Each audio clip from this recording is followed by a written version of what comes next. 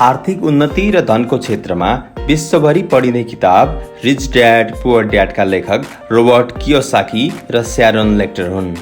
पैसाको विषयमा धनीहरू आफ्ना बालबच्चालाई के सिकाउँछन् जुन निम्न र मध्यम वर्गीय आमा बुवाले सिकाउँदैनन् भन्ने कुरा मूल विषयवस्तु रहेको छ। यो किताबलाई दिलीप कुमार श्रेष्ठले नेपालीमा अनुवाद गर्नुभएको हो। प्रस्तुत छ रिच ड्याड पुअर ड्याड। परिचय। यो अत्यन्त आवश्यक छ। के स्कुलले बालबालिकालाई वास्तविक संसारको लागि तयार गर्छ? मलाई गर्छ जस्तो लाग्दैन। मेरा आमा बुवाले भन्नुहुन्थ्यो, राम्ररी पढ र राम्रो नम्बर ल्याऊ, यसो गर्नाले एउटा राम्रो तलब भएको जागिर पाउन सक्छौ। उहाँहरूको जीवनको लक्ष्य मेरी दिदी र मेरो उच्च शिक्षा पुरा होस् भन्ने थियो। यदि हाम्रो उच्च शिक्षा पुरा भयो भने जीवनमा हामीले ठूलो सफलता हात पार्न सक्छौँ भन्ने उहाँहरूको सोचाइ थियो।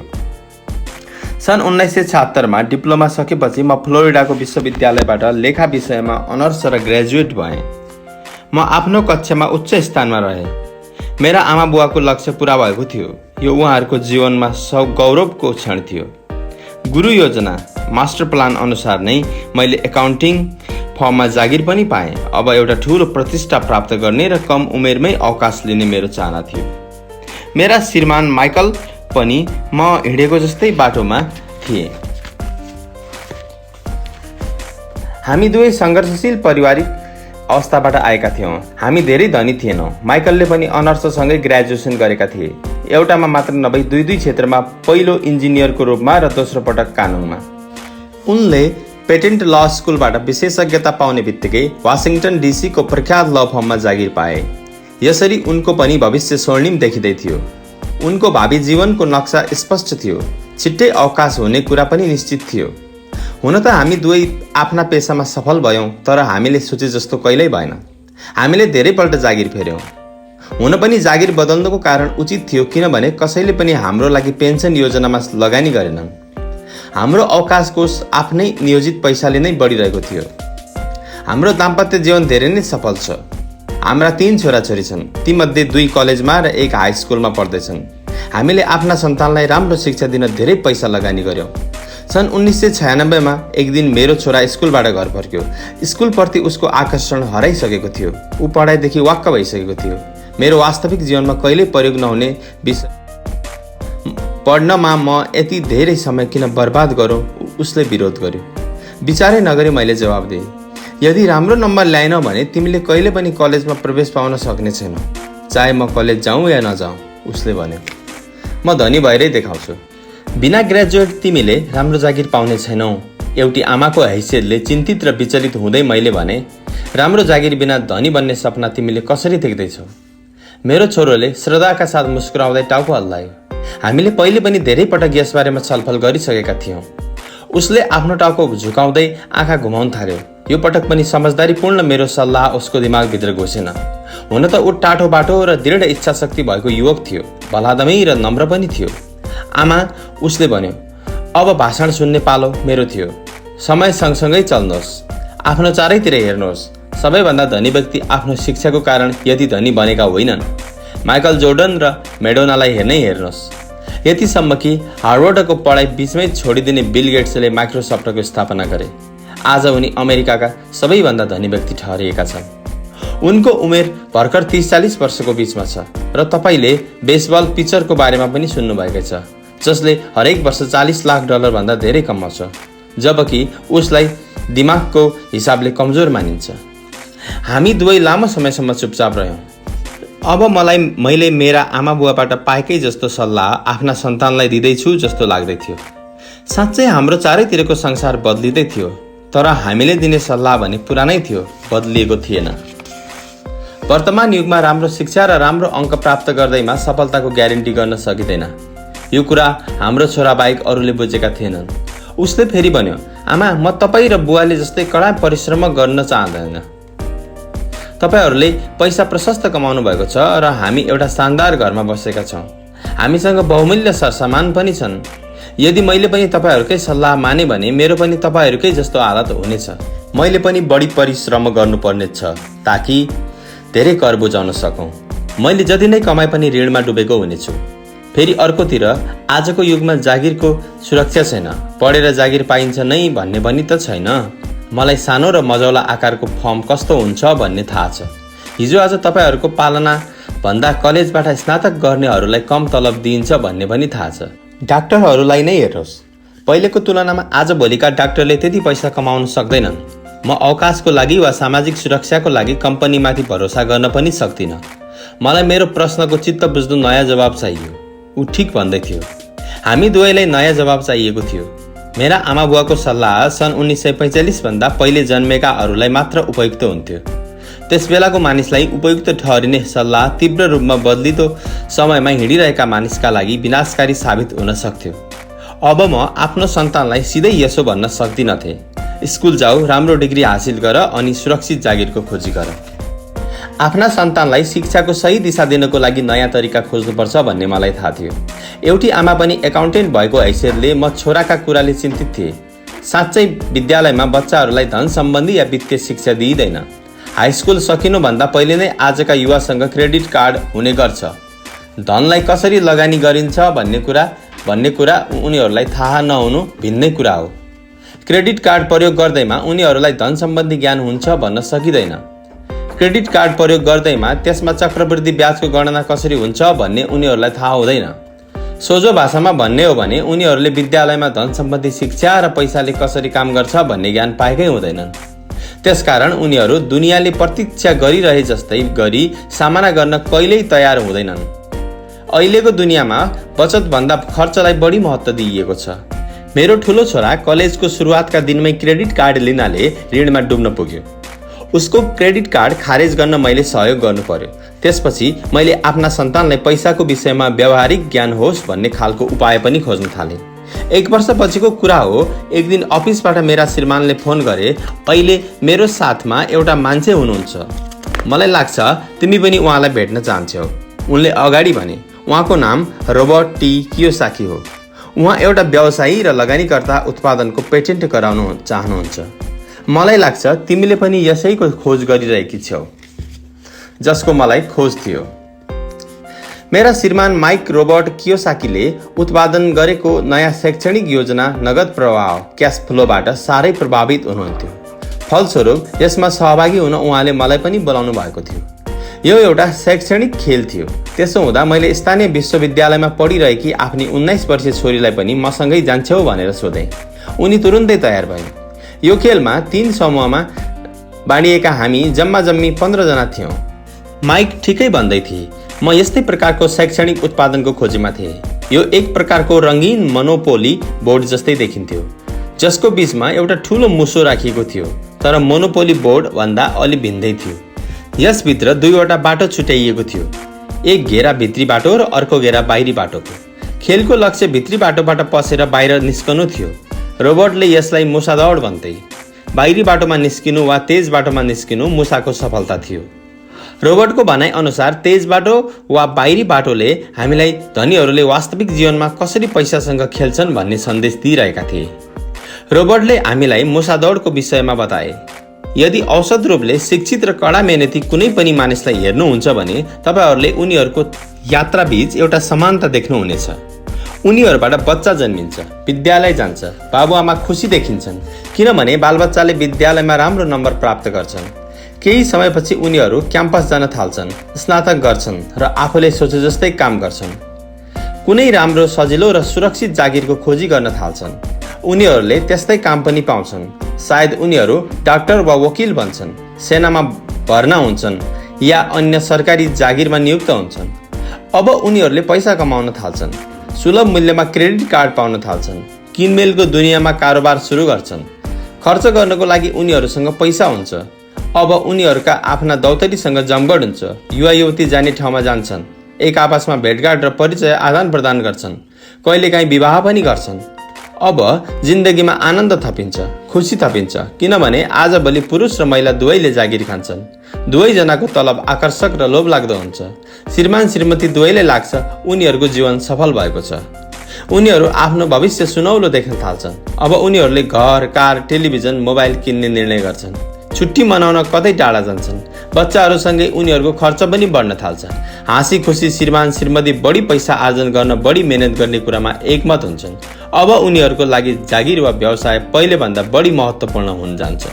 उनीहरू आफ्नो काममा धेरै मेहनत गर्न थाल्छन् ताकि जागिरमा बढुवा होस् र आम्दानी होस्। आम्दानी त केही हदसम्म बढ्छ, तर केही समयपछि उनीहरूको अर्को बच्चा जन्मिन्छ। अब उनीहरूलाई एउटा ठुलो घरको आवश्यकता महसुस हुन्छ। उनीहरू आफ्नो व्यवसाय वा जागिरमा अझ धेरै परिश्रम गर्न थाल्छन्। आफ्नो काम धेरै मन लगाएर गर्छन्। अनुभवी राम्रो कर्मचारी बन्छन्। धेरै विशेषज्ञता हासिल गर्ने उद्देश्यले उनीहरू फेरि नयाँ विषयमा अध्ययन गर्न कुनै शैक्षिक संस्थामा भर्ना हुन्छन्, किनभने उनीहरूको दक्षता र मूल्याङ्कन वृद्धि होस्। उनीहरूले धेरै पैसा कमाउन सकुन्। यो पनि हुन सक्छ उनीहरूले योभन्दा राम्रो र धेरै पैसा प्राप्त हुने अर्को काम पाउलान्। उनीहरूको आम्दानी बढ्छ, तर आम्दानीसँग उनीहरूको आम्दानी कर पनि बढ्छ। सरकारलाई आम्दानी कर बुझाउनु पर्छ। त्यति मात्र होइन, उनीहरूले किनेको ठुलो घरको पनि कर बुझाउनु पर्छ। कर बुझाउँदा बुझाउँदै उनीहरूको तलब पनि सकिन थाल्छ। उनीहरू महिनाको अन्तिममा टन्न तलब लिएर घर आउँछन्। छक्क पर्दै सोच्न थाल्छन् कि आखिर यति धेरै पैसा कहाँ जान्छ। भावी बचतको लागि उनीहरूले केही म्युचुअल फन्ड पनि किन्छन्। क्रेडिट कार्ड प्रयोग गरेर घरायसी सरसामान जोड्छन्। उनीहरूको बालबच्चाको उमेर यतिकैमा 5-6 वर्षको भइसक्छ। अब छोराछोरीको उच्च शिक्षाको लागि पनि बचत गर्नुपर्ने चिन्ताले उनीहरूलाई सताउन थाल्छ। त्यति मात्र होइन, आफ्नो अवकाशको लागि पैसा बचाउनु पर्ने चिन्ताले पनि सताउन थाल्छ। 35 वर्ष पहिले जन्मेका यी सुखी दम्पति जागिरको बाँकी समय मुसादौडमा बिताउँछन्। उनीहरू आफ्नो कम्पनी मालिकको लागि काम गर्छन्, सरकारी कर चुकाउन काम गर्छन्, ब्याङ्कमा धितो राखेको सम्पत्ति तथा क्रेडिट कार्डको ऋण चुकाउन काम गर्छन्। फेरि उनीहरूले आफ्ना छोराछोरीलाई यही सल्लाह दिन्छन्, उनीहरूले मन लगाएर पढ्नुपर्छ, राम्रो नम्बर ल्याउनुपर्छ अनि कुनै सुरक्षित जागिर खोज्नुपर्छ। यसबाट उनीहरूले पैसाको बारेमा केही सिकेकै हुँदैनन् र जीवनभर कडा परिश्रम गरिरहन्छन् भन्ने थाहा हुन्छ। यो प्रक्रिया पुस्तौं पुस्ता घुमिरहन्छ। यसैलाई मुसादौड भनिन्छ। मुसादौडबाट निस्कने एउटै मात्र तरिका छ, त्यो तपाईँ एकाउन्ट्स र लगानी दुवै क्षेत्रमा निपुण हुनुहोस्। समस्या भनेको यो दुवै क्षेत्रलाई अप्ठ्यारो र झन्झटिलो मानिन्छ। म आफू पनि एक CPA हुँ। मैले बिग 8 नामक लेखा परीक्षण फर्ममा काम गरिरहेकी छु। मलाई आश्चर्य लागेको कुरा त के भने यदि गाह्रो र झन्झटिलो दुवै विषयलाई सिक्न रोबर्टले अति रोचक, सरल र रोमाञ्चक विधि अपनाएका थिए। रोबर्टले सिकाउन चाहेको निचोड कुरालाई बडो चतुर्याइपूर्वक गोप्य राखिएको छ। त्यसैले पनि हाम्रो ध्यान मुसादौडबाट बाहिर निस्कने बाटो पहिल्याउनमै केन्द्रित थियो। हामी के सिकिरहेका छौँ भन्ने कुराको हामीलाई पत्तै थिएन। सुरुमा त हामी एउटा नयाँ शैक्षणिक खेलको परीक्षण गरिरहेका थियौँ, तर चाँडै नै मेरी छोरी र मलाई यो खेलमा मजा आउन थाल्यो। खेल अवधिभर हामी आमा छोरी योभन्दा पहिला कहिल्यै छलफल नगरेको विषयमा कुराकानी गरिरहेका थियौँ। म एकाउन्टेन्ट भएका कारण आय व्यय विवरण, आम्दानी स्टेटमेन्ट र ब्यालेन्स सिटसँग सम्बन्धित खेल खेल्न र बुझ्नमा मलाई खासै कठिनाइ भएन। मैले खेलको नियम र यसको प्रक्रिया बुझाउन मेरी छोरी साथै अन्य सहभागीहरूलाई सहयोग गरे। त्यस दिनको मुसादौड खेलमा सबभन्दा पहिला म नै बाहिर निस्के र म मात्र बाहिर निक्लन सफल भएँ। खेलबाट बाहिरिन मलाई झन्डै 50 मिनट लाग्यो। हुन त यो खेल झन्डै 3 घण्टासम्म चलेको थियो। मसँगै टेबलमा एक ब्याङ्कर बसेका थिए, त्यस्तै एक व्यवसायी र अर्का कम्प्युटर प्रोग्रामर पनि थिए। यिनीहरूलाई लेखा या लगानीको बारेमा थोरै मात्र जानकारी भएको थाहा पाउँदा म आश्चर्यमा परेँ, जबकि यी विषय उनीहरूको जीवनमा कति महत्त्वपूर्ण छन् भन्ने मेरो मनमा प्रश्न उठिरहेको थियो। उनीहरू वास्तविक जीवनमा आफ्नो धन सम्पत्तिलाई कसरी सम्हाल्छन् होला, मेरी 19 वर्षीय छोरीले किन बुझ्न सकेकी छैन, त्यो मलाई राम्ररी थाहा थियो। यी मानिस त उनीभन्दा दोब्बर उमेरका हुनाले यस विषयलाई सजिलै बुझ्नुपर्ने थियो भन्ने मलाई लागिरहेको थियो। मुसादौडबाट बाहिर निस्केपछि पनि मैले 2 घण्टासम्म आफ्नी छोरी र यी शिक्षित धनाढ्य मान्छेले पासा फाल्दै आफ्नो बजार फैलाइरहेको हेरिरहेँ। उनीहरूले नयाँ कुरा सिकिरहेको हुँदा म खुसी नै थिएँ।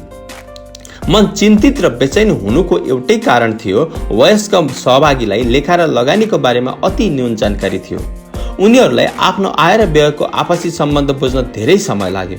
आफूले सम्पत्ति किन्ने र बेच्ने हरेक पटक उनीहरूको मासिक आम्दानीमाथि असर परिरहेको हुन्छ भन्ने उनीहरूलाई ध्यानै थिएन। मलाई लाग्यो वास्तविक जीवनमा यस्ता करोडौँ मानिस हुन्छन् जो पैसाको लागि मात्र कष्ट झेलिरहेका हुन्छन्। उनीहरूले कहिले पनि यी दुवै विषय पढेका र जानेका हुँदैनन्। मैले सोचेँ भगवानको कृपाका कारण हामीलाई आनन्द आइरहेको छ। हाम्रो लक्ष्य भनेको खेलमा जित्नु हो। खेल सकिएपछि रोबोटले हामीलाई 15 मिनेटसम्म नगद प्रवाहको बारेमा चर्चा र समीक्षा गर्न अनुरोध गरे। मेरो टेबलमा बसेका व्यवसायी खुसी थिएनन्। उनलाई खेल रमाइलो लागेन।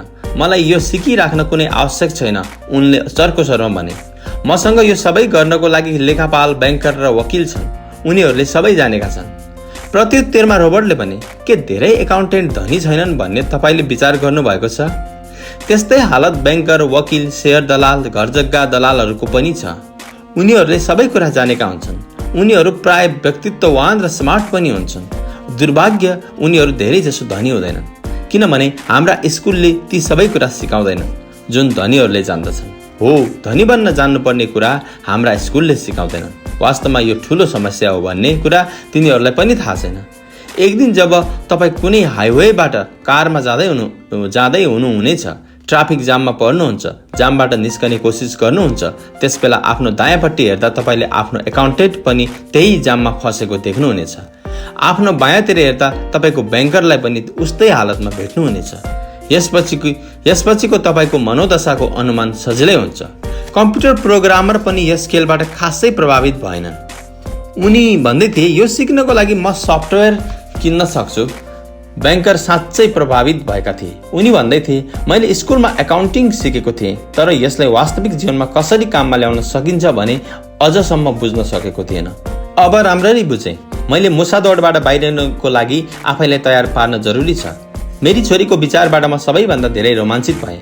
उनी भन्दै थिइन्, मलाई सिक्नमा धेरै आनन्द आयो। पैसाले वास्तविक जिन्दगीमा कसरी काम गर्छ र यसलाई कसरी लगानी गर्नुपर्छ भन्ने धेरै कुरा मैले आज सिकेँ। उनले फेरि भनिन्, अब जाने मैले काम गर्नको लागि कुनै प्रकारको व्यवसाय चुन्न उचित हुन्छ, तर व्यवसाय चुन्नुको कारण जागिरको सुरक्षा, त्यसबाट पाइने फाइदा या तलब हुने छैन। यदि मैले यो खेलमा सिकाइएका कुरा राम्ररी बुझ्न सक्ने हो भने म जुनसुकै काम गर्न स्वतन्त्र छु, त्यो सिक्नका लागि स्वतन्त्र छु, जुन कुरा मैले भित्री इच्छाबाट सिक्न चाहन्छु। अहिलेसम्म मैले मलाई जागिर गर्नमा सहयोग गर्ने कुरा मात्रै सिक्नु पर्थ्यो। यदि मैले यो खेल खेल्न र बुझ्न राम्ररी सकेँ भने मलाई जागिरको सुरक्षा र सामाजिक सुरक्षाको चिन्ता धेरै हुने छैन। मेरा धेरै साथीलाई यस्तै हुने गर्छ। खेल सकेपछि रोबोटसँग कुराकानी गर्न मैले धेरै समय पाइनँ। हामीले उनको योजनाको बारेमा निष्कर्ष निकाल्न पछि समय मिलाउने निर्णय गर्यौँ। मैले यति मात्र बुझेँ, यो खेलको बहानाबाट रोबोट मानिसहरूमा पैसाको बारेमा ज्ञान विकसित गर्न चाहन्थे। त्यसैले म उनको योजनाको बारेमा अझै जान्न चाहन्थे। मेरा श्रीमान र मैले रोबोट र उनकी श्रीमतीको साथमा अर्को हप्ता सँगै डिनर गर्ने प्रस्ताव गर्यौँ। हुन त यो हाम्रो पहिलो भेटघाट थियो, तर हामी एक अर्कालाई वर्षौँ पहिलेदेखि चिन्छौँ जस्तो महसुस भइरहेको थियो। हामीले धेरै कुरामा आपसमा समानता पायौँ। हामीले खेल, नाटक, रेस्टुरेन्ट, सामाजिक आर्थिक जस्ता धेरै विषयमा कुरा गर्यौँ। हामीले परिवर्तित विश्वको बारेमा पनि कुरा गर्यौँ। धेरै जसो अमेरिकीले कसरी आफ्नो अवकाश अवधिभर न्यून बचत गर्न सफल छन् वा किन बिल्कुल बचत गर्न सकिरहेका छैनन् भनेर गहन छलफल गर्यौँ। मानिसहरूले पेन्सनको लागि कति ठुलो खतरा स्वीकारिरहेका छन् भनी हामी चकित थियौँ। धनी र गरिबहरूका बीचको दूरी लगातार बढ्दै गएकोमा रोबोटलाई सबैभन्दा धेरै चिन्ता थियो। यस्तो केवल अमेरिकामा मात्र नभई विश्वमै हुँदै थियो। रोबोट स्वशिक्षित र स्वनिर्मित व्यवसायी थिए। उनले संसारभर लगानी गरिसकेका थिए। उनी 47 वर्षको उमेरमै अवकाशी जीवन बिताउन सफल भएका थिए। उनी यसकारण मात्र काम गर्दथे, उनलाई पनि त्यही चिन्ता थियो जुन चिन्ता मलाई आफ्ना सन्तानका बारेमा थियो। उनलाई संसार बदलिँदै गएको थाहा थियो, तर बदलिँदो संसारसँगै शिक्षा पद्धति अलिकति पनि बदलिएको थिएन। रोबोटका अनुसार केटाकेटीहरूले वर्षौंसम्म अनुत्पादक शिक्षा पद्धतिमै आफ्नो समय बिताइरहेका छन्। उनीहरूले यस्तो विषय पढिरहेका छन् जुन जीवनमा कहिल्यै पनि कतै पनि व्यवहारोपयोगी हुने छैन। त्यस्तो समयको लागि तयारी गर्दैछन् जसको अब कुनै अस्तित्व बाँकी छैन। आज तपाईँ कुनै पनि बालबच्चालाई सबभन्दा खतरनाक सल्लाह दिनुहुन्छ भने त्यो हो, स्कुल जाऊ, राम्रो नम्बर ल्याऊ र कुनै भरपर्दो जागिर खोज। उनले प्रस्ट्याए, यो पुरानो र खराब सल्लाह हो। यदि एसिया, युरोप, दक्षिण अमेरिकामा के हुँदैछ भन्ने देखिरहनु भएको छ भने तपाईँ पनि म जत्तिकै चिन्तित हुनुहुनेछ। रोबोटको भनाइमा यो खराब सल्लाह हो। उनका अनुसार यदि तपाईँ आफ्ना छोराछोरीको आर्थिक भविष्य सुरक्षित होस् भन्ने चाहनुहुन्छ भने पुरानो नियमको सहारामा नयाँ खेल खेल्न सक्नुहुन्न। यसो गर्नु धेरै हानिकारक हुनेछ। मैले उनलाई सोधेँ, पुरानो नियमको बारेमा तपाईँको धारणा कस्तो छ? म जस्ता मानिस भिन्नै प्रकारको नियमले खेल्छन्, तर तपाईँ जस्ता मानिस पुरानो नियमको लिगमै घुमिरहनुहुन्छ। उनले सोधे, जब कुनै सङ्गठनले कर्मचारी कटौतीको घोषणा गरे के हुन्छ? मानिसहरूलाई जागिरबाट निकालिन्छ, घर परिवारको बिल्लीबाट हुन्छ, बेरोजगारको सङ्ख्या बढ्न जान्छ। तर कम्पनी सेयर बजारसँग सम्बन्धित छ भने त्यो कम्पनीमा यसको प्रभाव कस्तो हुन्छ? कर्मचारी कटौतीको घोषणा भयो भने त्यतिखेर सेयरको मूल्य बढ्न जान्छ। मैले भने, कम्पनीले तलबको खर्च कटौती गर्छ भने बजार यो कुराले खुसी हुन्छ, चाहे त्यो कर्मचारी कटौती गरेर होस् या अत्याधुनिक कम्प्युटर प्रयोग गरेर होस्। उनले भने, तपाईँले सही भन्नुभयो, सेयरको मूल्य बढ्दैछ भने म जस्तै मानिस अर्थात् जोसँग त्यो कम्पनीको सेयर हुन्छ उनीहरू धेरै धनी हुन्छन्। अलग प्रकारको नियम भनेर मैले यही भन्न खोजेको हो। जहिले पनि कर्मचारीले हार्छन्, मालिक र लगानीकर्ताले जित्छन्।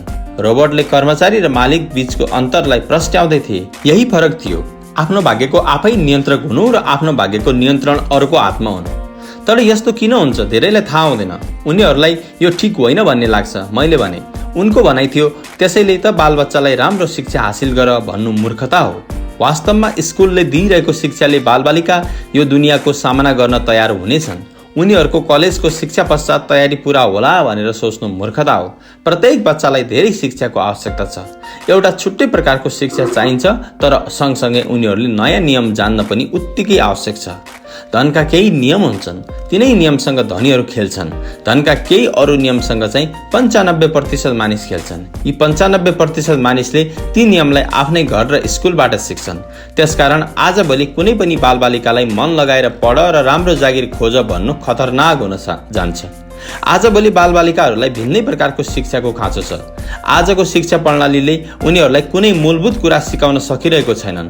कक्षा कोठामा कतिवटा कम्प्युटर राखिएका छन्, त्यसबाट मात्र विद्यार्थीले नयाँ कुरा सिक्ने होइनन्। यसले उनीहरूलाई केही फरक पर्दैन। स्कुलले किताबी ज्ञानलाई एकातिर राखेर दिमागमा रोबोटका सिद्धान्तलाई घुस्न दिनुहोस्। हुन त यसमा कतिपय सिद्धान्त पहिलो हेराइमा वाहियात लाग्नेछन्। एकाउन्टिङ जगतको सुनौलो सिद्धान्तलाई चुनौती दिँदैछन् जस्तो लाग्नेछ। यद्यपि यसले कसरी लगानीकर्ताले आफ्नो लगानीको फैसला सम्बन्धी विश्लेषण गर्छ भन्ने महत्त्वपूर्ण दृष्टिकोण बताउनेछ। हाम्रा सन्तानलाई हामीले स्कुल जाने, मेहनतले पढ्ने र राम्रो जागिर पाउने जस्ता सल्लाह लाने गर्छौँ भने त्यो हाम्रो सांस्कृतिक अनुकरणको कारण भएको हो। यस्तो दबाव हामीले उपयोगी र ठिक मान्दै आइरहेका छौँ। जब मैले रोबोटलाई भेटेँ, सुरुमा त उनको विचारबाट म पनि झस्केँ। दुवै बुवाहरूको अनुभव र सल्लाहमा हुर्के बढेका रोबोटसँग दुई छुट्टा छुट्टै लक्ष्य हुने गर्थ्यो।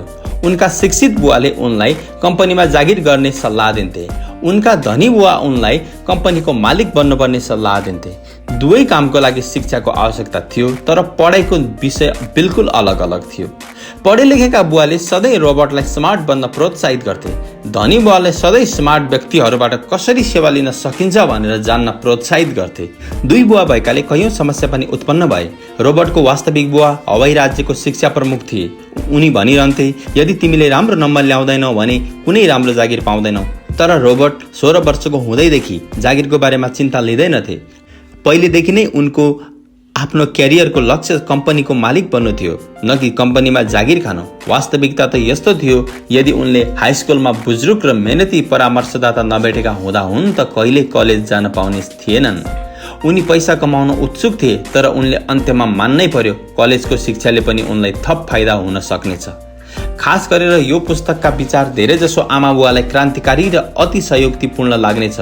कैयौँलाई त आफ्ना छोराछोरीलाई स्कुलमा पढाउन पनि धेरै परिश्रम गर्नु परिरहेको छ। तर परिवर्तन भइरहेको समयलाई दृष्टिगत गर्दा हामीले जोखिम र नयाँ विचारतिर पनि ध्यान दिन जरुरी छ।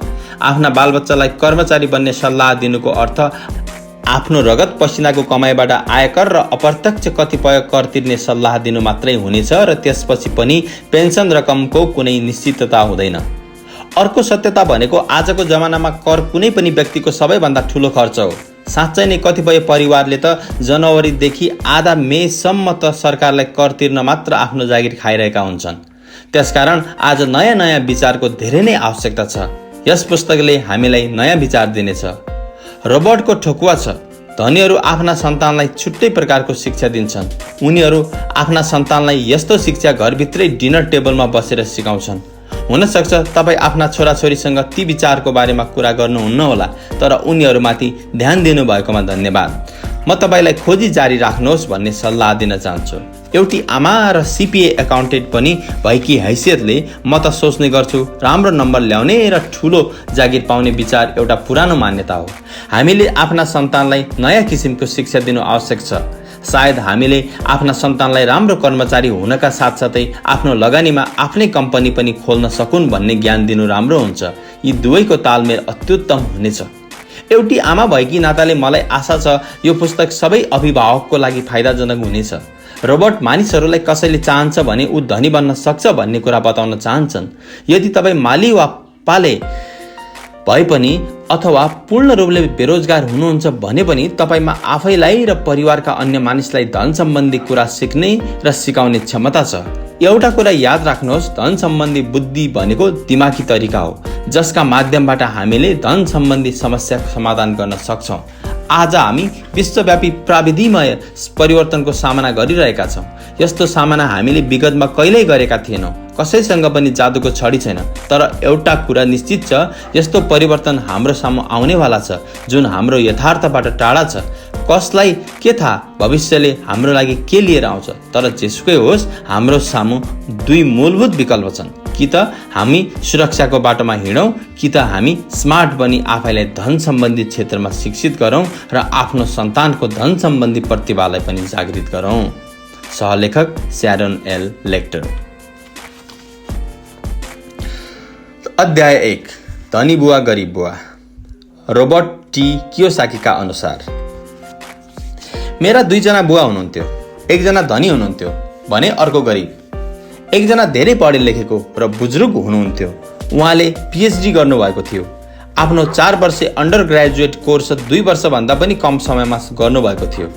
त्यसपछि उहाँले स्ट्यानफोर्ड विश्वविद्यालय, युनिभर्सिटी अफ सिकागो र नर्थ वेस्टर्न युनिभर्सिटीमा छात्रवृत्ति पाएर सम्पूर्ण अध्ययन पुरा गर्नुभयो। मेरो अर्को बुवाले चाहिँ 8 कक्षाभन्दा बढी पढ्नु भएको थिएन। दुवैजना आफ्नो पेसागत जीवनमा सफल हुनुहुन्थ्यो। दुवैले जीवनभर कडा परिश्रम गर्नुभएको थियो। दुवैले धेरै पैसा कमाउनु भएको थियो। तर उहाँहरूमध्ये एकजनाले जीवनभर पैसाको लागि दुःख गरिरहनु पर्यो। अर्को बुवा भने हवाई राज्यको सबैभन्दा धनीहरूमध्ये एक बन्नुभयो। धनी बुवाको मृत्यु पश्चात उहाँको परिवार, खर्च र नातेदारले करोडौं सम्पत्ति पाए। अर्को बुवाको मृत्यु पश्चात परिवार ऋणमा डुब्यो। उहाँले परिवारलाई ऋण छाडेर जानु पर्यो। मेरा दुवै बुवा विचारका धनी, चमत्कारी र प्रभावशाली हुनुहुन्थ्यो। दुवैले मलाई सल्लाह दिनुभयो, तर सल्लाह उस्तै थिएनन्। दुवैजना शिक्षालाई विशेष जोड दिनुहुन्थ्यो। उहाँहरूले बताउनु भएको पढाइको विषय भने अलग अलग थियो। यदि मेरो एकमात्र बुवा भएको भए मैले उहाँको सल्लाह मानिहाल्थेँ वा त्यसलाई अस्वीकार गरिदिन्थेँ होला। तर यहाँ त दुईजना सल्लाहकार थिए। त्यसो हुँदा म सधैँ विरोधाभासमा पर्थेँ।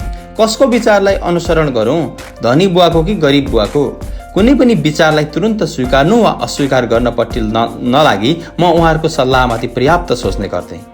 आएका सल्लाहलाई तुलनात्मक रूपमा हेर्थेँ र आफै निर्णय लिने गर्थेँ। समस्या के थियो भने धनी बुवा अहिले धनी हुनुहुन्थेन, गरिब बुवा हाल गरिब हुनुहुन्थेन।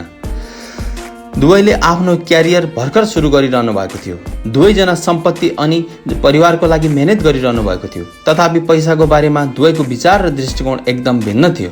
उदाहरणको लागि एउटा बुवा भन्ने गर्नुहुन्थ्यो, पैसाको मोह नै सबै कुकर्मको जड हो। अनि अर्को बुवा भन्नुहुन्थ्यो, पैसाको कमी नै सबै कुकर्मको जड हो। म सानै थिएँ। दुईजना बुवाको छुट्टा छुट्टै सल्लाहको कारण म दिगदार हुन्थेँ। एउटा असल केटो भएको नाताले म दुवैका कुरा सुन्न चाहन्थेँ। समस्या के थियो भने दुवैले एकै प्रकारका कुरा गर्दैनथे। उनीहरूको विचारमा आकाश जमिनको फरक थियो। फरक खास गरेर पैसाको बारेमा हुन्थ्यो। उहाँहरूमध्ये कसले के भन्नुभयो, किन भन्नुभयो र त्यसको परिणाम के हुन्छ भनेर म लामो समयसम्म सोच्थेँ। मेरो धेरैजसो समय सोच विचार गर्दैमा बित्थ्यो। म आफैसँग बारम्बार यस्ता प्रश्न सोध्ने गर्थेँ, उहाँले यस्तो किन भन्नुभयो?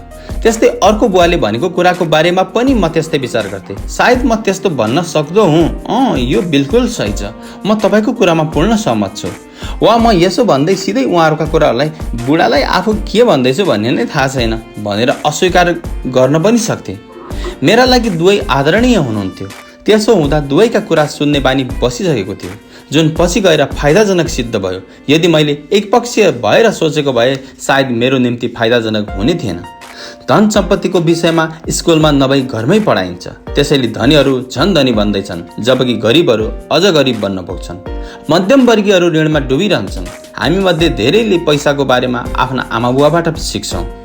कुनै गरिब बुवाले पैसाको बारेमा आफ्ना सन्तानलाई के सिकाउन सक्छ? उनले यति मात्र भन्न सक्छन्, स्कुल जाऊ अनि मेहनत गरेर पढ। हुनसक्छ बच्चाले राम्रो अङ्क ल्याएर कलेजको पढाइ पुरा गर्ला, तर पनि पैसाको बारेमा उसको मानसिकता र दृष्टिकोण एक गरिब मानिसको जस्तै बन्न सक्छ, किनभने पैसा सम्बन्धी धारणा वा सिकाइ उसले बाल्यकालमै सिक्छ। धनको विषय स्कुलमा पढाइँदैन। स्कुलमा शैक्षणिक र व्यावसायिक दक्षतामा जोड दिइन्छ, न कि धन सम्बन्धी दक्षतामा। यसबाट प्रश्न हुन्छ, स्कुलले जीवनमा राम्रो नम्बर ल्याई अहिले बनेका स्मार्ट ब्याङ्कर्स, डाक्टर्स र एकाउन्टेन्ट्सले जीवनभर पैसाको लागि सङ्घर्ष किन गर्दा रहेछन्? हाम्रो देशमाथि जुन भारी ऋण थोपरिएको छ त्यो धेरै हदसम्म तिनै उच्च शिक्षित राजनेता र सरकारी अधिकारीको कारणले हो, जसले आर्थिक नीति बनाउँछन्। तर गजबको कुरा, उनीहरूलाई नै पैसाको बारेमा कम जानकारी हुन्छ। म प्राय जसो नयाँ पिँढीमा आउने समस्याका बारेमा सोच्ने गर्छु। त्यस वखत कस्तो हुन्छ होला जब हाम्रो सामु त्यस्ता करोडौँ मानिस हुनेछन् जसलाई आर्थिक र चिकित्सकीय सहयोगको जरुरत पर्नेछ। धन सम्पत्तिको सहयोगको लागि उनीहरू कि त आफ्नो परिवार या सरकारको भर पर्नु पर्नेछ। जब मेडिकेयर र सामाजिक सुरक्षाको लागि छुट्याइएको पैसाले धान्न सक्दैन, त्यसबेला के होला? कुनै पनि देशको विकास कसरी होला? यस्तो बेलामा अधिकांश गरिब हुन पुग्छन् अनि सन्तानको पढाइको जिम्मेवारी आमा बाबुमाथि छाडियो भने देशको स्थिति के होला? मसँग दुई प्रभावशाली बुवा हुनुहुन्थ्यो, त्यसकारण मैले दुवै बुवाबाट सिकेँ। दुवैबाट पाएको सल्लाहलाई राम्ररी मैले सोच्नु पर्थ्यो। कुनै व्यक्तिको विचारले उसको जीवनमा कति बलियोसँग प्रभाव पार्न सक्छ भन्ने कुरा मैले यसरी सोच्दा सोच्दै जान्ने मौका पाएँ। उदाहरण नै दिनुपर्दा मेरो पहिलो बुवाले भन्नुहुन्थ्यो, म यो किन्न सक्दिनँ। अर्को बुवाले भन्नुहुन्थ्यो, यो म किन्न सक्दिनँ भन्नुको सट्टा मैले यसलाई कसरी किन्न सक्छु होला भन्नुपर्छ। वास्तवमा पहिला प्रयोग गरिने जस्ता वाक्य नकारात्मक हुन्, दोस्रो जस्ता सकारात्मक वाक्यले तपाईँ सोच्न बाध्य हुन् भन्नुहुन्छ। दोस्रो वाक्य प्रश्नवाचक भएकाले खोज पश्चात समाधान निकाल्न सकिन्छ।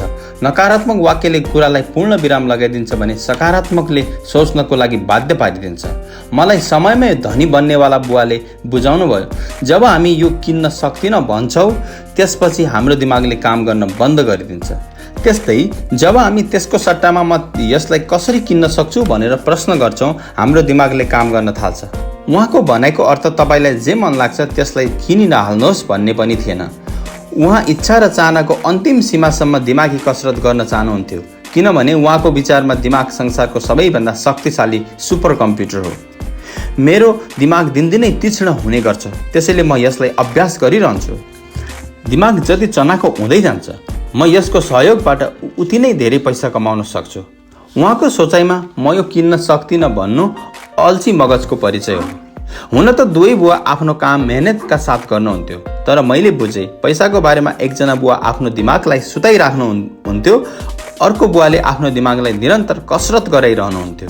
यसको दीर्घकालीन परिणाममा एकजना बुवा आर्थिक रूपले धेरै धनी हुँदै जानुभयो, अर्को बुवा लगातार कमजोर हुँदै जानुभयो। यसलाई यसरी बुझ्नुहोस्, एक व्यक्ति हरेक दिन कसरत गर्नको लागि जिम जान्छ, जबकि अर्को व्यक्ति आफ्नो सोफामा बसेर टिभी हेरिरहन्छ। शरीरको सन्तुलित व्यायामले तपाईँ धेरै स्वस्थ हुन सक्नुहुन्छ। त्यस्तै गरी दिमागको सही कसरतले तपाईँ धेरै धनी बन्न सक्नुहुन्छ। आलस्यताले स्वास्थ्य र धन दुवैलाई हानि गर्छ। मेरा दुवै बुवाको विचारधारामा आकाश जमिनको भिन्नता थियो। एकजना बुवाको सोचाइमा धनीहरूले धेरै कर तिर्नुपर्छ, किनभने यसबाट बिचरा गरिबले फाइदा उठाउन सकुन् भन्ने थियो। अर्को बुवाको सोचाइमा करले उत्पादन गर्ने व्यक्तिहरूलाई सजाय पुग्न जान्छ भने उत्पादन नगर्ने व्यक्तिलाई पुरस्कार जस्तो हुन जान्छ भन्ने थियो। मेरो बुवाले सिकाउनुहुन्थ्यो, मेहनत गरेर पढ ताकि तिमीले कुनै राम्रो कम्पनीमा जागिर पाउन सक, जबकि हाम्रो अर्को बुवा भन्नुहुन्थ्यो, मेहनत गरेर पढ ताकि तिमीले कुनै राम्रो कम्पनी किन्ने अवसर भेट्टाऊ।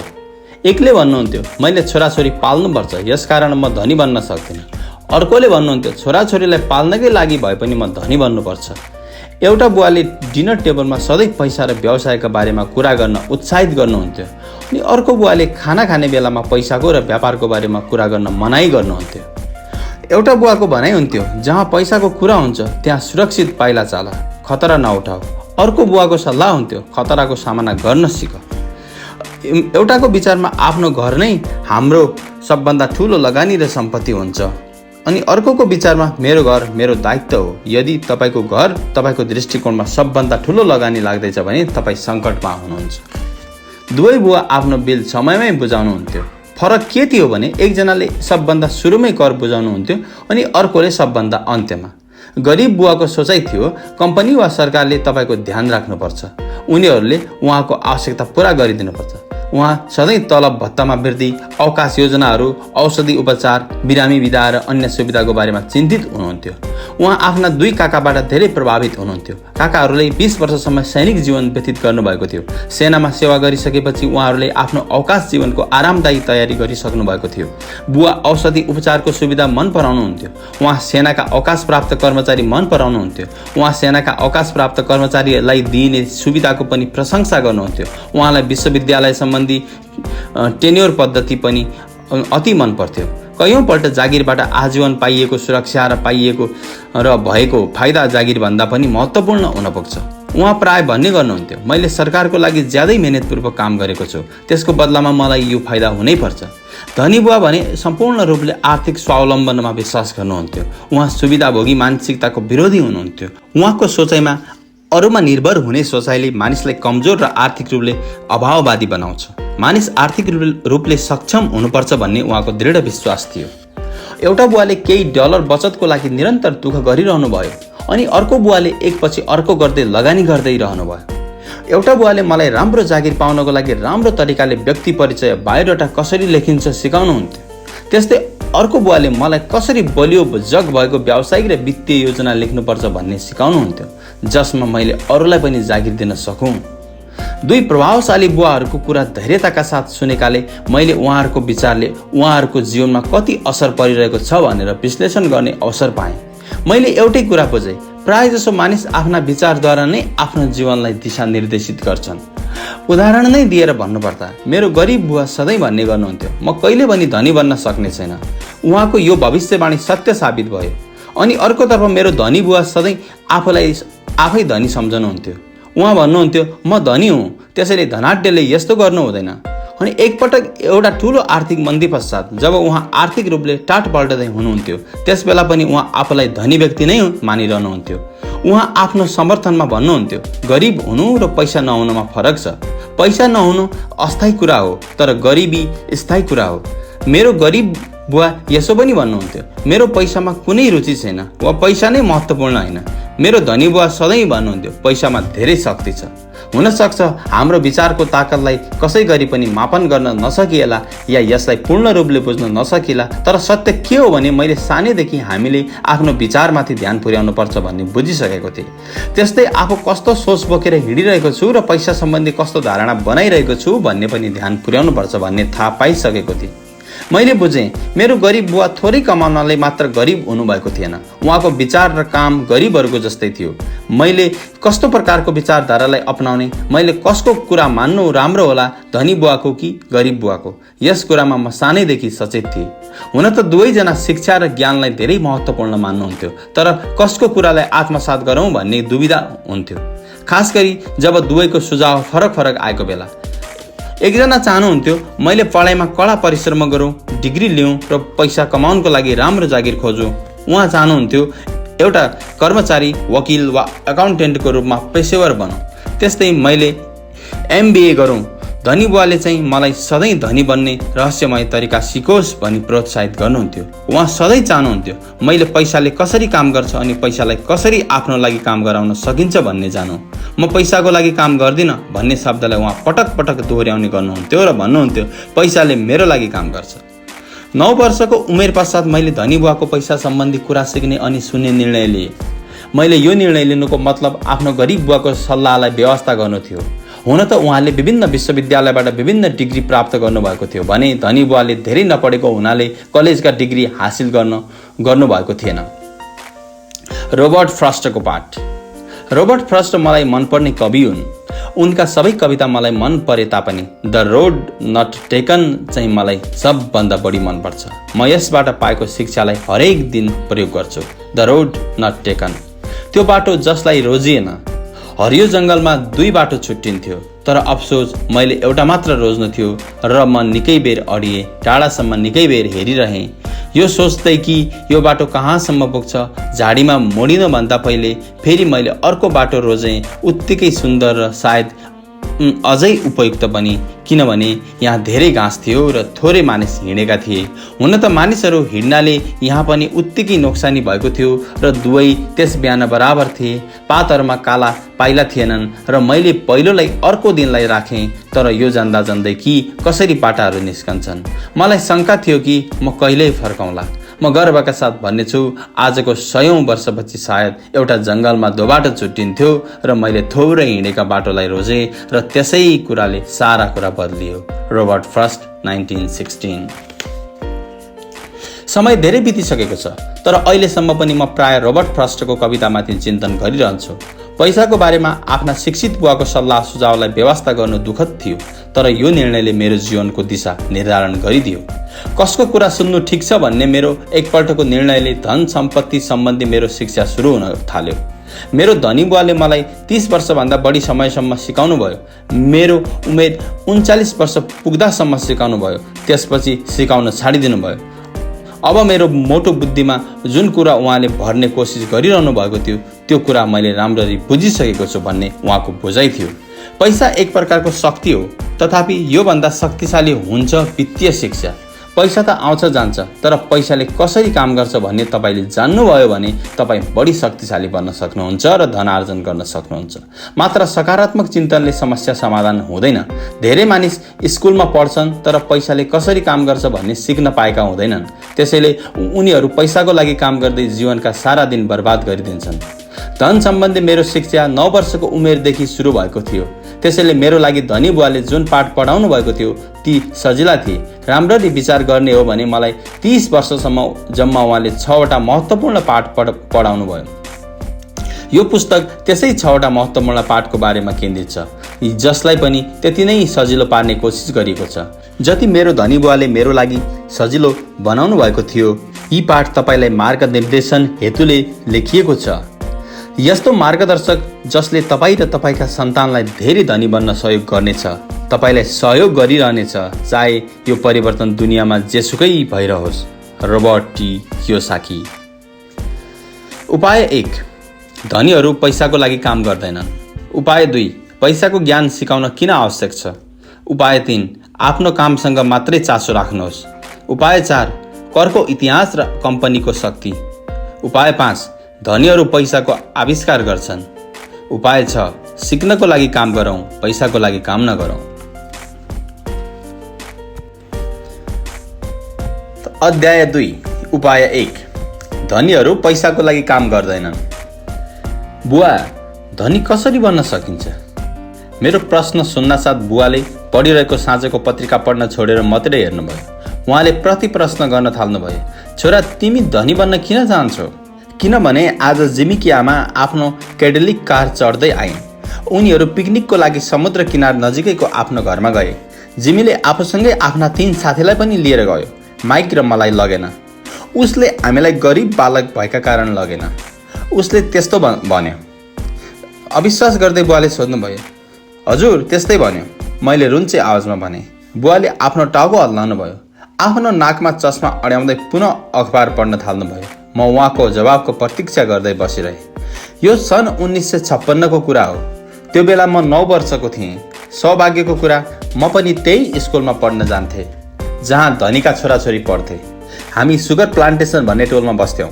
प्लान्टेसनका प्राय सबै धनाढ्य जस्तै डाक्टर, बिजनेसम्यान, ब्याङ्कर र प्लान्टेसन म्यानेजरहरू आफ्ना छोराछोरीलाई पहिलो कक्षादेखि 6औं कक्षासम्म यसै स्कुलमा पढाउँथे। 6औं कक्षापछि धनीका छोराछोरीलाई प्राइभेट स्कुलमा पठाइन्थ्यो। यदि हाम्रो परिवार सडकको अर्को छेउमा हुन्थ्यो भने मलाई अर्को स्कुलमा पठाइने थियो जहाँ मेरो जस्तै विचारका बच्चा पढ्ने गर्थे। 6औं कक्षापछि मैले पनि अरू बच्चाले जस्तै पब्लिक इन्टरमिडिएट हाई स्कुल पढ्नु पर्थ्यो। उनीहरूको जस्तै मेरो लागि प्राइभेट स्कुलमा पढ्नु सम्भव थिएन। मेरो बुवाले पढ्दै गरेको पत्रिका राख्नुभयो। उहाँ के सोच्दै हुनुहुन्थ्यो मलाई थाहा थियो। उहाँले बिस्तारै भन्नुभयो, यदि तिमी धनी हुन चाहन्छौ भने तिमीले पैसा बनाउन सिक्नुपर्छ। मैले सोधेँ, पैसा बनाउन कसरी सिकिन्छ? उहाँले मुस्कुराउँदै भन्नुभयो, आफ्नो दिमाग प्रयोग गरेर। त्यसपछि उहाँ पुनः चुपचाप बस्नुभयो।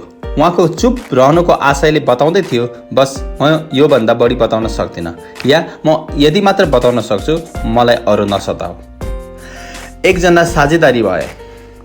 भोलिपल्ट बिहान मैले आफ्नो सबभन्दा मिल्ने साथी माइकलाई आफ्नो बुवाले भन्नुभएको कुरा भने। मलाई याद भएसम्म त्यस स्कुलमा म र माइक मात्र गरिबका छोरा थियौँ।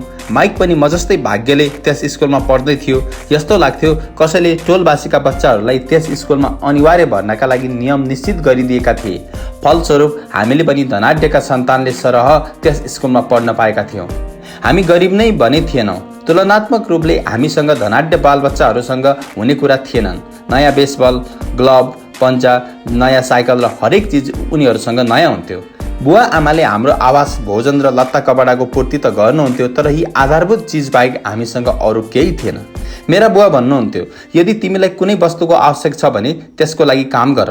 हुन त मलाई धेरै चिजको आवश्यकता थियो, तर जाबो 9 वर्षको बच्चाले गर्न सक्ने काम के नै थियो र? माइकले सोधे, त्यसो भए पैसा कमाउन हामीले के गर्नुपर्छ? मलाई थाहा छैन, मैले भने। तर के तिमी यसको लागि मेरो पार्टनर, साझेदार बन्न चाहन्छौ?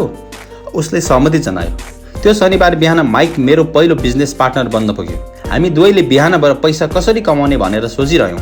केही समय हामीले जिमको सामुद्रिक किनारको घरमा आनन्द लिइरहेका केटाकेटीको बारेमा कुरा गऱ्यौँ। उनीहरू त्यहाँ निर्धक्क रमाइरहेका थिए भन्ने सम्झिँदा हामीलाई अलिअलि चित्त दुख्थ्यो, तर यो चित्त दुखाइ राम्रो लाग्थ्यो, किनभने यसले हामीलाई पैसा कसरी कमाउन सकिन्छ भनेर सोच्न प्रेरित गर्थ्यो।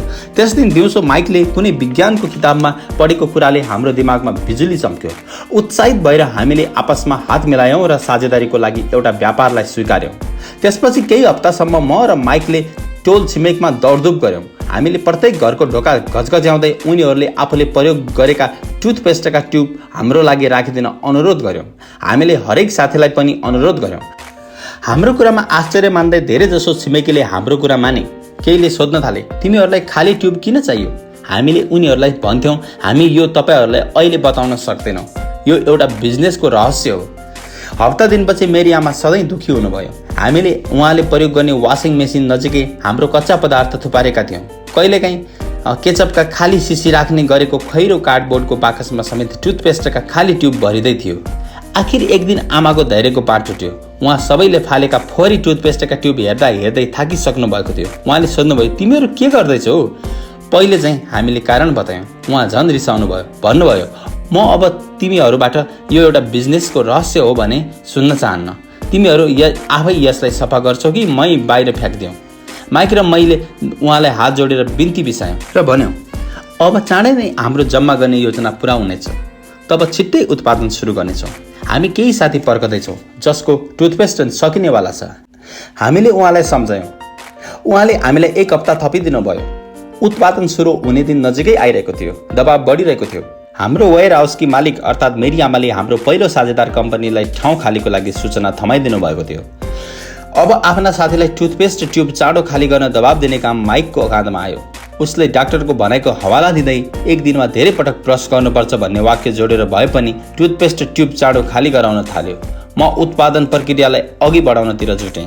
एक दिन मेरो बुवा आफ्नो एक साथीको कारमा चढेर पोर्च आउनुभयो। उहाँले 9 वर्षीय 2 बालकले उत्पादन प्रक्रियाको लागि समर्पित भएर लागेको देख्नुभयो। उहाँको आश्चर्यको सीमा रहेन। त्यहाँ चारैतिर सेतो पाउडर छरिएको थियो। एउटा लामो टेबलमा स्कुलबाट ल्याएका दुधका ससाना डिब्बा थिए। हाम्रो परिवारको हिवाची ग्रिल रातो कोइलाको भुङ्ग्रोमा दन्किरहेको थियो। बुवा बिरालो चालले बिस्तारै हिँडेर हाम्रो नजिकै आउनुभयो। हाम्रो उत्पादन प्रक्रियाले पोर्चमाथि कब्जा गरिसकेकाले उहाँले कार बाहिरै राख्नु पर्यो। उहाँ र उहाँको साथीले नजिकै आइपुगेपछि कोइलामाथि राखेको स्टिलको भाँडो देख्नुभयो। त्यस भाँडोमा टुथपेस्टका ट्युब पग्लिरहेका थिए। त्यसबेला टुथपेस्ट प्लास्टिकको ट्युबमा आउँदैन थियो। ट्युब सिसाबाट बनेका हुन्थे। जब ट्युबहरू पग्लेर झोल बन्यो, त्यो पग्लिएको सिसा अल्मुनियमलाई हामीले सानो पाल भएको दुधको भाँडोमा भरिरहन्थ्यौँ। दुधका यी डब्बामा प्लास्टर अफ पेरिस भरिएको थियो। चारैतिर फैलिएको सेतो सेतो पाउडर प्लास्टर नै थियो जसमा पानी हालिएको थियो। हतारले गर्दा मैले ब्याग ढलाउन पुगेँ। प्लास्टर पोखिएर भर्खरै हिउँको हुन्डरी आएको जस्तो देखिँदै थियो। दुधको डिब्बालाई बाकसले ढाकेर भित्रपट्टि प्लास्टर अफ पेरिसको साँचो राखिएको थियो। बुवा र उहाँको साथीले हामीलाई हेरिरहनु भएको थियो। हामी चाहिँ पग्लिरहेको अल्मुनियमलाई प्लास्टर अफ पेरिसको क्युबको सानो पालमा भरिरहेका थियौँ। होसियारसँग मेरो बुवाले भन्नुभयो। टाउको नउठाइकन मैले सहमति जनाएँ। आखिर सब एल्युमिनियमलाई खन्याउने काम सकियो। मैले स्टिलको भाँडोलाई तल राखिदिएँ। त्यसपछि बुवापट्टि हेरेर मुस्कुराएँ। उहाँले पनि थोरै मुस्कुराएर सोध्नुभयो, तिमीहरू के गरिरहेका छौ? तपाईँले बताए जस्तै गर्दैछौ, हामी धनी बन्न गइरहेका छौँ, मैले भने। माइकले टाको हल्लाउँदै मुस्कुराएर भन्यो, हो बुवा, हामी यो दुवै कम्पनीको पार्टनर हौँ। बुवाले सोध्नुभयो, अनि यी प्लास्टरका साँचामा के छन्? मैले भने, हेर्नुहोस् त, यसमा धेरै राम्रा चिज छन्। सानो हथौडाले मैले सिल ठोकेँ। बाहिरको खोल फुट्यो। होसियारी साथ मैले माथिको आधा प्लास्टर हटाउँदा एल्युमिनियमको एउटा सिक्का बाहिर खस्यो। हे भगवान्, तिमीहरूले एल्युमिनियमको सिक्का गाल्दै थियौ? हजुर हो, माइकले भन्यो। हामीले त्यही गर्दै थियौँ जुन तपाईँले हामीलाई भन्नुभएको थियो। हामी पैसा बनाइरहेका छौँ। मेरो बुवाको साथी जोडसँग हाँस्नु थाल्नुभयो। उहाँको अघिल्तिर आगो र टुथपेस्टको बाकससँगै सेतो धुलोमा लटपटेका दुई बालक उभिएका थिए। हामीहरू मुख च्यातेर खुलेर मुस्कुराइरहेका थियौँ। उहाँले यी सबै कुरा छोडेर घर अगाडिको खाली ठाउँमा बस्दै गएर भन्नुभयो। एकछिनपछि हाँस्दै उहाँले हामीलाई जालसाजी र ठगी शब्दको अर्थ बताउनु भयो। त्यो सुनेपछि त हाम्रो सबै सपना चकनाचुर भयो। त्यसो भए तपाईँको भनेको तात्पर्य यो गैरकानुनी काम हो? काँपेको स्वरमा माइकले भन्यो। बुवाको साथीले भने, छोडिदिनुहोस्, बालकहरूले सायद आफ्नो जन्मजात प्रतिभालाई विकसित गरिरहेका होलान्। मेरो बुवाले उसलाई एकटकले घुर्दै हेर्नुभयो। बुवाले सानो नरम स्वरमा भन्नुभयो, हो, यो गैरकानुनी हो, तर तिमीहरूले धेरै रचनात्मक र मौलिक विचारलाई मूर्त रूप दिँदैछौ। भविष्यमा यो कुरा काम लाग्छ। यसै गरी अगाडि बढ्दै जाऊ। मलाई तिमीहरूमाथि गर्व छ। निराश भएर माइक र म लगभग 20 मिनटसम्म चुपचाप आफ्नो टाउको समातेर बसिरह्यो। त्यसपछि हामीले सबै फोहोर सफा गर्न सुरु गऱ्यौँ। पहिलो दिनमै हाम्रो बिजनेस चौपट भइसकेको थियो। पाउडर सफा गर्दै मैले माइकले भने, मलाई लाग्छ जिमी र उसका साथीले भने चाहिँ हामी साँच्चै गरिब छौँ। मैले यसो भन्नुन्जेल बुवा जान लागिसक्नु भएको थियो। हाम्रो कुरा सुनेपछि उहाँले भन्नुभयो, नानी हो, तिमीहरू त्यतिखेर गरिब ठहरिनेछौ जतिखेर हार मान्नेछौ। सबैभन्दा महत्त्वपूर्ण कुरा, तिमीहरूले केही गर्यौ। धेरै मानिस धनी बन्ने कुरा मात्र गरिरहन्छन् र त्यसको सपना मात्र देखिरहन्छन्, तर तिमीहरूले केही गरेका छौ। मलाई तिमीहरू दुवैप्रति गर्व छ। म फेरि भन्छु, अगाडि बढ्दै जाऊ, हरेस नखाऊ। माइक र म चुपचाप उभिरह्यौँ। यी शब्द मिठा थिए, तर अब के गर्नुपर्ने हो हामीलाई थाहा थिएन। त्यसो भए तपाईँ किन धनी हुनुहुन्न? मैले सोधेँ। किनभने मैले एउटा स्कुलको शिक्षक बन्ने निर्णय लिएको थिएँ। शिक्षकले धनी बन्ने बारेमा सोच्दैनन्, खालि पढाउन मन पराउँछन्। मैले तिमीहरूलाई सहयोग गर्न सक्थेँ होला, तर वास्तवमा म पैसा कसरी कमाउने भनेर जान्दिनँ। माइक र म फर्केर आफ्नो सफाई अभियानमै जुट्यौँ। बुवाले भन्नुभयो, यदि तिमीहरू धनी कसरी बन्न सकिन्छ भन्ने सिक्न चाहन्छौ भने मसँग नसोध। माइक, तिमी यसको जवाब आफ्नो बुवासँग सोध। माइकले आश्चर्य मान्दै सोध्यो, मेरो बुवासँग? मेरो बुवाले दोहोऱ्याउँदै भन्नुभयो, हो, तिम्रो बुवासँग। तिम्रो बुवा र मेरो ब्याङ्कर हितैषी मित्र हुन्। उनले तिम्रो बुवाको धेरै पटक प्रशंसा गरिसकेका छन्। पैसाको बारेमा तिम्रो बुवासँग धेरै जवाब छ। माइकले आश्चर्यचकित हुँदै प्रश्न गर्यो, मेरो बुवा? त्यसो भए धनीका छोराछोरीसँग जस्तै हामीसँग किन शानदार कार र आलिशान महल छैनन् त? बुवाले जवाब दिनुभयो, हेर, शानदार कार र आलिशान महल हुँदैमा मान्छे धनी हुन्छ भन्ने निश्चित हुँदैन। अर्को कुरा, ती चिज हुँदैमा उसले पैसा बनाउने कला जानेको हुन्छ भन्न सकिँदैन। जिमीको बुवाले पनि सुगर प्लान्टेसनमा काम गर्छन्। उनी र ममा धेरै फरक छैन। उनी एउटा प्राइभेट कम्पनीको लागि काम गर्छन् भने म सरकारको लागि। कम्पनीले उनलाई कार किनेर दिन्छ। आजकल सुगर कम्पनी आर्थिक सङ्कटमा फँसेको छ। अब केही समयपछि नै उनीसँग पनि केही बच्ने छैन। माइक, तिम्रो बुवा अलि भिन्नै हुनुहुन्छ। मलाई लाग्छ उहाँ एउटा साम्राज्य बनाउँदै हुनुहुन्छ। केही वर्षभित्रै धेरै धनी बन्नुहुनेछ। यो कुरा सुनेर माइक र म एकपल्ट पुनः रोमाञ्चित भयौँ। नयाँ उत्साहका साथ हामीले हाम्रो असफल व्यवसायको फोहोर सफा गर्न सुरु गऱ्यौँ। सफाई गर्दा गर्दै कहिले र कसरी माइकका बुवासँग कुरा गर्ने भन्ने योजना बनायौँ। समस्या के थियो भने माइकको बुवा धेरै काम गर्नुहुन्थ्यो र राति अबेरसम्म घर फर्कनुहुन्थ्यो। उहाँसँगै कैयौँ वेयर हाउस, कन्स्ट्रक्सन कम्पनी, स्टोर्सको श्रृङ्खला र 3वटा रेस्टुरेन्ट थिए। रेस्टुरेन्टको कारण नै उहाँलाई घर फर्कन ढिला हुन्थ्यो। सफाई सकिएपछि माइक बस चढेर आफ्नो घर गयो। जति ढिलो घर फर्के पनि ऊ आफ्नो बुवासँग कुरा गर्नेवाला थियो। उहाँ हामीलाई धनी बन्ने तरिका सिकाउनको लागि तयार हुनुहुन्छ या छैन भन्ने सोध्नेवाला थियो। माइकले आफ्नो बुवासँग कुरा गरिसकेपछि जति नै अबेला भए पनि त्यस विषयमा मलाई फोन गर्ने वाचा गरेको थियो। उसले मलाई राति 8:30 बजे फोन गर्यो। हुन्छ, अर्को शनिबार, मैले निष्कर्ष सुनाएर फोन राखिदिएँ। माइकको बुवाले माइक र मसँग भेट्न समय मिलाउनु भएको थियो। शनिबार बिहान 7:30 बजे मैले सहरको अर्को भागमा जानको लागि बस पक्रेँ। अब पाठ सुरु भयो। माइक र मैले बिहान 8 बजे उसको बुवासँग भेट्यौँ। उहाँ पहिलेदेखि व्यस्त हुनुहुन्थ्यो। उहाँको साथमा 1 घन्टाभन्दा पनि धेरै समयको लागि काम बाँकी थियो। म उहाँको साधारण सानो तर सफा घरको अगाडि पुग्दा उहाँको कन्स्ट्रक्सन सुपरभाइजर आफ्नो पिकअप ट्रकमा चढेर त्यहाँबाट जाँदै थियो। मैले माइकलाई ढोकामै भेटेँ। माइकले ढोका खोल्दै भने, बुवा अहिले फोनमा व्यस्त हुनुहुन्छ, उहाँले हामीलाई पछाडिको पोर्चमा प्रतीक्षा गर्न भन्नुभएको छ। मैले त्यस पुरानो घरको दैलोभित्र पाइला राखेँ। त्यहाँ काठको पुरानो फर्च चुइकिएको सुने। फर्चमा लागेको पैतालाका छापलाई छोप्ने उद्देश्यले त्यहाँ गुन्द्री राखिएको थियो। हुन त त्यो सफा थियो, तर बदल्न जरुरी भइसकेको थियो। साँगुरो लिभिङ रुममा पसेपछि मेरो छाती फुल्न थाल्यो। श्वास रोकिएला झैँ भयो। त्यहाँ पुरानो फर्निचरको गुम्सिएको गन्ध आइरहेको थियो। त्यो कोठा फर्निचरको सङ्ग्रहालय जस्तै थियो। सोफामा महिलाहरू बसेका थिए। उनीहरूको उमेर मेरी आमाको भन्दा अलिक धेरै थियो। महिलाहरूको नजिकै एकजना कामदारको पोसाकमा बसेको थियो। उसले सफा प्रेस गरिएका सर्ट र प्यान्ट लगाएको थियो। त्यो मान्छेको उमेर मेरो बुवाको भन्दा लगभग 10 वर्ष बढी थियो, सायद 45 वर्ष जति। म र माइक उनीहरूको नजिकैबाट भान्सातिर गयौँ। त्यसबेला उनीहरू मुस्कुराए। जवाबमा म पनि मुस्कुराएँ। यिनीहरू को हुन्? मैले सोधेँ। यिनीहरू सबै बुवाको लागि काम गर्छन्। यी बुढो मान्छेले वेयर हाउस सम्हाल्छन्। यी महिला रेस्टुरेन्टका म्यानेजर हुन्। तिमीले सुपरभाइजरलाई त देख्यौ होला। उनी यहाँबाट 50 मिल टाढा एउटा सडक परियोजनामा काम गर्दैछन्। अर्को सुपरभाइजरले त धेरै घरहरू बनाउँदैछन्, जो तिमी आउनुभन्दा अगाडि नै गइसकेका थिए, माइकले भन्यो। मैले सोधेँ, के यहाँ सधैँ यस्तै भिडभाड हुन्छ? सधैँ त होइन, तर प्राय यस्तै हुन्छ, मेरो नजिकैको कुर्सीमा बस्दै मुस्कुराएर माइकले भन्यो। लगत्तै ऊ हाम्रो विषयमा प्रवेश गर्यो। के हामीलाई पैसा बनाउन सिकाउनुहुन्छ भनेर मैले बुवालाई सोधिसकेको छु। मैले उत्सुकतापूर्वक सोधेँ। त्यसो भए उहाँले त्यसको जवाब दिनुभयो। पहिले त उहाँ हाँस्नुभयो, अलि पछि गम्भीर हुनुभयो। सायद उहाँले हामीसँग एउटा प्रस्ताव राख्नुहुनेछ। मैले आफ्नो कुर्सीको पछाडिको भाग भित्तामा अड्याएँ र कुर्सीको पछाडिको 2 खुट्टाको सहाराले अडिँदै सोधेँ, हो र? माइकले पुनः दोहोऱ्याए, हो, त्यसै भन्नुभएको छ। उहाँले कस्तो प्रस्ताव राख्नुहोला? तिमीले अनुमान गरेका छौ? मैले माइकलाई सोधेँ। छैन, तर अब चाँडै नै हामीलाई यसको बारे जानकारी भइहाल्छ, माइकले भन्यो। यत्तिकैमा अचानक माइकको बुवा त्यो पुरानो ढोकाबाट भित्र पस्नुभयो। माइक र म जुरुक्क उठ्यौँ। हामी एक्कासी झस्किएर उभिएका थियौँ, न कि आदरले। त बाबु हो, तयार छौ? एउटा कुर्सी हाम्रो नजिकै सार्दै माइकको बुवाले सोध्नुभयो। हामीले तयारीको सङ्केत गर्दै कुर्सीलाई भित्ताबाट तानेर उहाँको नजिकै राख्यौँ। उहाँ लगभग 6 फिट अग्लो, 200 पाउन्ड तौलको र एक विशाल शरीर भएको व्यक्ति हुनुहुन्थ्यो। उहाँ मेरो बुवाभन्दा अग्लो हुनुहुन्थ्यो। लगभग यतिका तौलका माइकको बुवाभन्दा मेरो बुवा 5 वर्ष जेठो हुनुहुन्थ्यो। उहाँहरू लगभग उस्तै हुनुहुन्थ्यो, तर एकै वंशका होइन।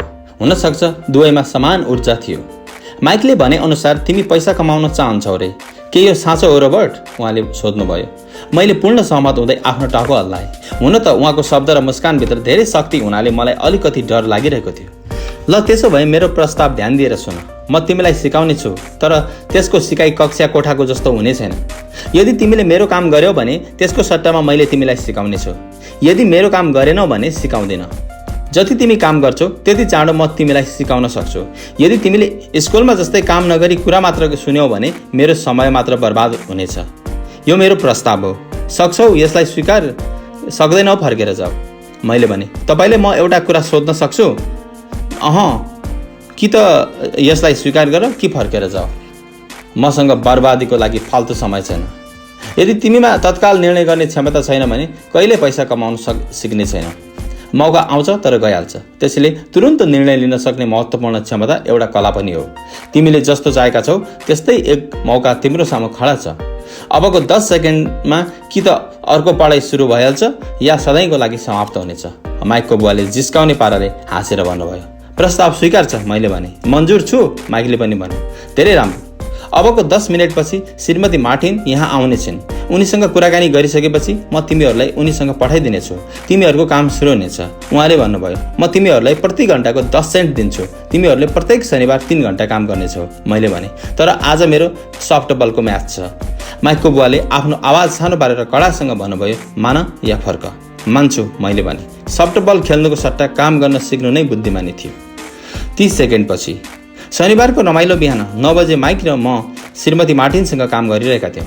उनी साह्रै दयालु र धैर्यवान महिला थिइन्। माइक र मलाई देख्दा सधैँ आफ्ना 2 छोराको सम्झना आउने उनी बताउँछिन्। उनीहरू ठुला भइसकेका थिए, जो धेरै टाढा गएका थिए। उनी दयालु पनि कडा परिश्रममा विश्वास गर्थिन्, त्यसैले सधैँ हामीलाई काममा खटाइरहन्थिन्। उनी साह्रै कडा म्यानेजर थिइन्। हामीले 3 घन्टासम्म डब्बा बन्द सामानहरूलाई सेल्सबाट उतार्यौँ। यो पत्यार लाग्दो मेहनतको काम थियो। माइकको बुवालाई नै म मेरो धनी बुवा भन्छु। उहाँसँग पार्किङको लागि 9वटा सुपरेट्स थिए, जहाँ पार्किङको लागि धेरै ठाउँ थियो। यी सबै 7-11 कन्भिनियन्स स्टोर्सका पुराना संस्करण थिए। नजिकैको जनरल स्टोरमा मानिसहरू दुध, ब्रेड, बटर र चुरोट जस्ता सामान किन्छन्। समस्या के थियो भने हवाईमा एयर कन्डिसनिङ थिएन। गर्मीको कारण स्टोर्सका ढोका बन्द गर्न सकिँदैन थियो। स्टोर्सका दुवैतिरका ढोका पुरै खुला राखिन्थ्यो। यसो गर्दा सडक र पार्किङको ठाउँ अगाडि देख्न सकिन्थ्यो। तर जब कुनै कार पार्किङको लागि आउँथ्यो, त्यति बेला धुलोको मुस्लो पनि स्टोरमा पसेर डब्बामा टाँसिन्थ्यो। त्यसबाट हाम्रो जागिर पनि त्यहाँ एयर कन्डिसनिङ जडान नहुँदासम्म सुरक्षित छ भन्ने बुझिन्थ्यो। 3 हप्तासम्म म र माइकले श्रीमती मार्टिनसँगै दिनको 3 घण्टा काम गरिरह्यौँ। दिउँसोसम्ममा हाम्रो काम सकिन्थ्यो। त्यसपछि उनले हामीलाई हातमा 3वटा साना सिक्का हालिदिन्थिन्। 50 को दशकमा 9 वर्षको उमेरमै पनि 30 सेन्ट कमाउँदा खासै खुसी लाग्दैन थियो। त्यसबेला एउटा कमिक्सको मूल्य 10 सेन्ट पर्थ्यो। म आफ्नो कमाइले एउटा कमिक्स किन्थेँ र घर जान्थेँ। चौथो हप्ताको बुधबारसम्म मैले काम छोड्ने विचार गरिसकेको थिएँ। म माइकको बुवासँग पैसा कमाउन सिक्न चाहन्थेँ, यसकारण मात्र काम गर्न तयार हुँदै थिएँ। त्यसैले मैले प्रति घण्टा 10 सेन्टको लागि चाकरी गरिरहेको थिएँ। सबभन्दा महत्त्वपूर्ण कुरा, त्यो पहिलो शनिबारपछि मैले माइकको बुवालाई देखेको पनि थिएन। म काम छोड्दैछु, मैले खाना खाने बेलामा माइकलाई भने। स्कुलको लन्च निराशाजनक भएको थियो। स्कुल पनि झर्को लाग्दो थियो। अब त झन् मसँग शनिबार पनि फुर्सद थिएन। 30 सेन्टले गर्दा म फसेको थिएँ। यो पटक माइक मुस्कुरायो। माइक, तिमी कुन कुरामा हाँस्दैछौ? मैले रिसाउँदै सोधेँ। बुवाले यस्तै हुन्छ भन्नुभएको थियो। तिमीसँग तिमीले काम छोड्ने विचार गरेपछि मात्र भेट्छु भन्नुभएको थियो। के रे? मैले अकस्मात सोधेँ। के उहाँले मेरो वाक्क भई काम छोड्ने कुरैलाई पो प्रतीक्षा गर्दै हुनुहुन्थ्यो? अलिअलि हाँस्दै, त्यस्तै हो, माइकले भन्यो। मेरो बुवा अलि अर्कै खाले हुनुहुन्छ। उहाँको सिकाउने तरिका तिम्रो बुवाको पढाउने तरिका भन्दा बिल्कुल भिन्न छ। तिम्रो बुवा आमा धेरै कुरा गर्नुहुन्छ, मेरो बुवा आमा एकदम कम बोल्नुहुन्छ। तिमी आउँदो शनिबारसम्म पर्ख। तिमीले काम छोड्ने निर्णय गरेको कुरा म उहाँलाई सुनाइदिन्छु। त्यसो भए मसँग नाटक गर्दै हुनुहुन्छ? होइन, त्यसो होइन, तर सायद शनिबार बुवाले तिमीलाई सम्झाउनु हुनेछ। शनिबार लाइनमा बसेर प्रतीक्षा गर्दै म धनी बुवालाई सामना गर्न तयार थिएँ। मसँग मेरो असली बुवा पनि रिसाउन थालिसक्नु भएको थियो। मेरो असली बुवालाई म गरिब बुवा भन्ने गर्छु। उहाँको भनाइमा धनी बुवाले बाल श्रम कानुनलाई उल्लङ्घन गर्दै हुनुहुन्छ। यसको राम्ररी अनुसन्धान हुनुपर्छ। मेरो शिक्षित तर गरिब बुवाका अनुसार मैले उचित तलब माग गर्नुपर्छ, कमसेकम 25 सेन्ट प्रति घण्टा। गरिब बुवाको भनाइमा यदि मेरो तलब वृद्धि हुँदैन भने मैले तत्काल जागिर छोड्नुपर्छ। फेरि मलाई यस्तो फाल्टु कामको आवश्यकता पनि नभएको कुरा दिक्क मान्दै उहाँले भन्नुभयो। शनिबार बिहान 8 बजी म पुनः माइकको घरको त्यही पुरानो ढोकाभित्र पस्दै थिएँ। माइकको बुवाले म भित्र पस्न साथ भन्नुभयो, कुर्सीमा बस र लाइनमा प्रतीक्षा गर। उहाँ आफ्नो बेडरुमको नजिकैको सानो अफिसमा गएर बस्नुभयो। मैले कोठाको चारैतिर हेरेँ, तर माइकलाई कतै देखिनँ। अचम्म मान्दै म 4 हप्ता अगाडिदेखिको उनै महिलाको नजिकै गएर बसेँ। उनी मुस्कुराउँदै सोफाबाट अलि पर सरिन्, ताकि त्यहाँ म पनि बस्न सकौँ। 45 मिनटको प्रतीक्षापछि म उम्लिसकेको थिएँ। दुवै महिला 30 मिनट पहिला नै भेटेर गइसकेका थिए। एउटा बुढो मानिस 20 मिनटसम्म बसेर पनि भेट नपाएपछि निस्केर गयो। घर खाली भइसकेको थियो। हवाईमा सुखद बिहानीको समयमा शीतले भरिएको अँध्यारो लिभिङ रुममा म बसिरहेको थिएँ। एउटा लोभी र बाल शोषकले मसँग कुरा गरोस् भनी प्रतीक्षारत थिए। उनी फोनमा कुरा गरिरहेको सुनिँदै थियो। उनी मलाई व्यवस्था गर्दै अफिसमा यताउतिको काम गर्दै थिए। मलाई त त्यो घमण्डी मानिससँग कुरै नगरी घर फर्कौँ जस्तो लागेको थियो, तर कुनै कारणले म रोकिएँ। अन्त्यमा 15 मिनटपछि ठिक 9 बजी धनी बुवा आफ्नो अफिसबाट निस्कनु भयो। चुपचाप हातको इसाराले नै उहाँले मलाई आफ्नो अफिसमा बोलाउनु भयो। अफिसमा कुर्सीमा बस्न त उहाँले भन्नुभयो, कि त तलब बढाइयोस्, नत्र तिमीले काम छोड्ने विचारले आएका छौ होइन? हजुर, सम्झौता विपरीत तपाईँ आफ्नो वचनबाट टाढिँदै हुनुहुन्छ। गहभरि आँसु पार्दै रुन्चे स्वरमा मैले भने। 9 वर्षीय बच्चाले शोषकको सामना गर्नु धेरै भयानक थियो। तपाईँ भन्दै हुनुहुन्थ्यो, यदि मैले तपाईँको लागि काम गरेँ भने मलाई पैसा कमाउन सिकाउनु हुनेछ। आफ्नो तर्फबाट मैले तपाईँको लागि काम गरेको छु। मैले आफ्नो बेसबल खेल समेत त्यागेर कडा परिश्रम गरेको छु। तपाईँ धोकेबाज हुनुहुन्छ। सहरमा अरूले भने जस्तै धोकेबाज हुनुहुन्छ, लोभी हुनुहुन्छ। तपाईँ कर्मचारीको पटक्कै ध्यान नराखी पैसा कमाउन चाहनुहुन्छ। तपाईँले मेरो अलिकति पनि इज्जत नराखी लामो समय बाहिर पर्खाउनु भयो। म एउटा सानो नाबालक भएको हुँदा तपाईँले अलि राम्रो व्यवहार गर्नुपर्ने थियो। त्यसपछि धनी बुवा कुर्सीबाट अलिकति पछाडि फर्कँदै मेरो चिउँडोसम्म आफ्नो हात ल्याएर मलाई अर्कै आँखाले हेर्नुभयो। उहाँले मेरो विश्लेषण गरे झैँ लाग्दै थियो।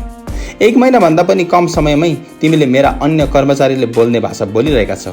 यो त्यति नराम्रो होइन, उहाँले भन्नुभयो। उहाँले के भनिरहेको हो भन्ने कुरा खासै नबुझिएकाले आफ्नो गुनासो जारी राखे। मैले सोचेथेँ तपाईँ आफ्नो वचनमा अडिक हुनुहुन्छ, मलाई केही सिकाउनु हुनेछ। यो त सरासर धोका र अत्याचार हो। के तपाईँ ममाथि अत्याचार गर्न चाहनुहुन्छ? धनी बुवाले बिस्तारै भन्नुभयो। मैले तिमीलाई सिकाइरहेको त छु नि, मैले रिसाउँदै भने। तपाईँले मलाई के सिकाउनु भयो? केही पनि सिकाउनु भएन। एकपल्ट म केही सिक्काको लागि काम गर्न तयार भएपछि त तपाईँले मसँग कुरा पनि गर्नु भएन, त्यो पनि 10 सेन्ट प्रति घन्टामा। म तपाईँको उजुरी सरकार समक्ष गर्नेछु। तपाईँलाई थाहा पनि छ मेरो बुवा सरकारको लागि काम गर्नुहुन्छ। फेरि हाम्रो देशमा बाल श्रम सम्बन्धी कडा कानुन छ। धनी बुवाले भन्नुभयो। स्याबास, अब तिमीले पनि मेरा पहिलेका कर्मचारीले जस्तै भाषा बोलिरहेका छौ। यस्तो भाषा बोल्नेले मेरो जागिर छाडिदिएका थिए या कतिपयलाई म आफैले निकालिदिएको थिएँ। त्यसो भए मेरो बारेमा तपाईँको भनाइ के छ? मैले सोधेँ। सानो उमेरको हुँदाहुँदै पनि मैले बहादुरीताका साथ कुरा गर्दैछु भन्ने मलाई लागिरहेको थियो। तपाईँले मसँग झुटो बोल्नुभयो। मैले तपाईँको लागि काम गरेँ, तर तपाईँले आफ्नो वचन पुरा गर्नु भएन। तपाईँले मलाई केही पनि सिकाउनु भएन। कसले भन्छ मैले तिमीलाई केही पनि सिकाइन? मेरो धनी बुवाले शान्त भएर भन्नुभयो। मैले 3 हप्तासम्म काम गरेँ। यसबीचमा तपाईँले सिकाउने कुरा त टाढै जाओस्, मसँग कहिले बोल्नु समेत भएन। मैले व्यङ्ग्यात्मक पाराले भने। के सिकाउनुको अर्थ मात्र भाषण या कुराकानी हो? धनी बुवाले सोध्नुभयो। मैले जवाब दिएँ, अनि के त? उहाँले हाँस्दै भन्नुभयो। यसरी त तिमीलाई स्कुलमा मात्र सिकाउँछन्, जिन्दगीले तिमीलाई यसरी सिकाउँदैन बाबु। मेरो विचारमा जिन्दगी नै सबैभन्दा महान शिक्षक हो। प्राय जिन्दगीले तिमीसँग कुरा गर्दैन, यसले एक प्रकारले तिमीलाई धक्का दिन्छ। हरेक धक्काद्वारा जिन्दगीले तिमीसँग भन्छ, जाग, म तिमीलाई केही सिकाउन चाहन्छु। मैले आफैसँग प्रश्न गरेँ, यो मान्छेले कस्तो बेमतलबको कुरा गरिरहेको छ? जिन्दगीले यदि मलाई धक्का दिन्छ भने यसको मतलब जिन्दगीले मसँग कुरा गर्छ। मैले यो काम तत्काल छोड्नुपर्छ। म कुनै त्यस्तो व्यक्तित्वसँग कुरा गरिरहेछु जो पागल हो। यसलाई त तालाबन्द गरी कोठाभित्र थुन्नु पो पर्छ। यदि तिमीले जिन्दगीको अचूक उपाय सिक्यौ भने यसबाट तिमीलाई धेरै फाइदा हुनेछ। सिकेनौ भने जिन्दगीले तिमीलाई लगातार धक्का दिइरहनेछ। मानिसहरू 2वटा कुरा गर्छन्। केही मानिस जिन्दगीको धक्का सदैव जान्छन्, औसत मानिसहरू रिसाउँछन् र जिन्दगीलाई नै धक्का दिन्छन्। तर उनीहरू धक्का दिन्छन् आफ्नो बस अर्थात् आफ्नो मालिक, आफ्नो काम, आफ्नो श्रीमान या श्रीमतीलाई। जिन्दगीले उनीहरूलाई धक्का दिइरहेको छ भन्ने उनीहरूले बुझ्दैनन्। त्यसबेला मलाई थाहा भएन कुन विषयमा उहाँले कुरा गर्दै हुनुहुन्थ्यो। जिन्दगीले हामी सबैलाई पछार्छ। त्यसको तोडले केही मानिसले हार मान्छन्, बाँकी मानिस धक्कालाई सहन्छन् र सङ्घर्ष गरिरहन्छन्। केही मानिस उपाय सिक्छन् र अगाडि बढ्दै जान्छन्। उनीहरू जिन्दगीको धक्कालाई स्वागत गर्छन्। यी बचेका मानिसले धक्कालाई स्वागत गर्नुको अर्थ उनीहरू कुनै नयाँ कुरा सिक्न चाहन्छन्। उनीहरू सिक्छन् र अगाडि बढ्दै जान्छन्। प्रायजसो मानिसले छाडिदिन्छन् भने केही मानिस तिमीले जसरी लड्न थाल्छन् भने। धनी बुवाले उभिएर टुटे फुटेका झ्याल बन्द गरिदिनु भयो। यदि तिमीले यो उपाय सिक्यौ भने तिमी एउटा विवेकशील, धनी र सुखी युवक बन्न सक्छौ। यदि तिमीलाई सिक्दैनौ भने जीवनभर आफ्नो समस्याको लागि आफ्नो जागिर, थोरै तलब या आफ्नो मालिकलाई धिक्कारिरहनेछौ। तिमीले सधैँभरि एउटा ठुलो मौकाको आशा गरिरहनेछौ जुन आओस् र तिम्रो आर्थिक समस्या समाधान गरोस्। के म उहाँको कुरा सुन्दैछु या छैन भने धनी बुवाले मेरो अनुहारतिर निहाल्नु भयो। उहाँका आँखा र मेरा आँखा जुधै। हामीले एकअर्कालाई हेरिरह्यौँ। हाम्रो आँखाको बीचमा सम्प्रेषणको धारा बग्न थाल्यो। अन्त्यमा मैले उपदेशको मतलब बुझेँ अनि आफ्नो आँखा तल झारेँ। मैले बुझेँ उहाँ निर्दोष हुनुहुन्थ्यो। बेकारमा उहाँलाई दोषी ठहर्याएको थिएँ, जबकि म सिक्ने क्रममा नै घायल भएर लडिरहेको थिएँ। आखिर सिक्ने आग्रह मेरो नै थियो। धनी बुवाले फेरि भन्नुभयो, यदि हिम्मत नभएको व्यक्ति हौ भने तिमीले जिन्दगीका हरेक थप्पड अगाडि हार मान्नेछौ। यदि सफल व्यक्ति हौ भने तिमीले जिन्दगीभरि सुरक्षित तरिकाले खेल खेलिरहन्छौ। त्यसबेला सही चिज गर्नको लागि राम्रो समयको प्रतीक्षा मात्र गर्ने छैनौ। प्रतीक्षा मात्र गर्छौ भने तिमी एउटा बेहाल वृद्ध जस्तै भई मर्नेछौ। तिम्रा धेरै साथी तिमीलाई एउटा मेहनती र इमान्दार भएकाले मात्र त्यसबेला प्रशंसा गरिरहेका हुनेछन्। तिमीले आफ्नो जिन्दगी सुरक्षित खेल खेल्नमा र सही चिज गर्नमा नै बिताए तापनि जिन्दगीको थप्पडको सामु घुँडा टेकिदिएका हुनेछौ। तिमीले खतरासँग खेल्ने कल्पना पनि गर्न सक्दैनौ। यथार्थमा तिमीले जित्न चाहे पनि हार्ने डर जित्नुको रोमाञ्चभन्दा धेरै शक्तिशाली साबित भयो।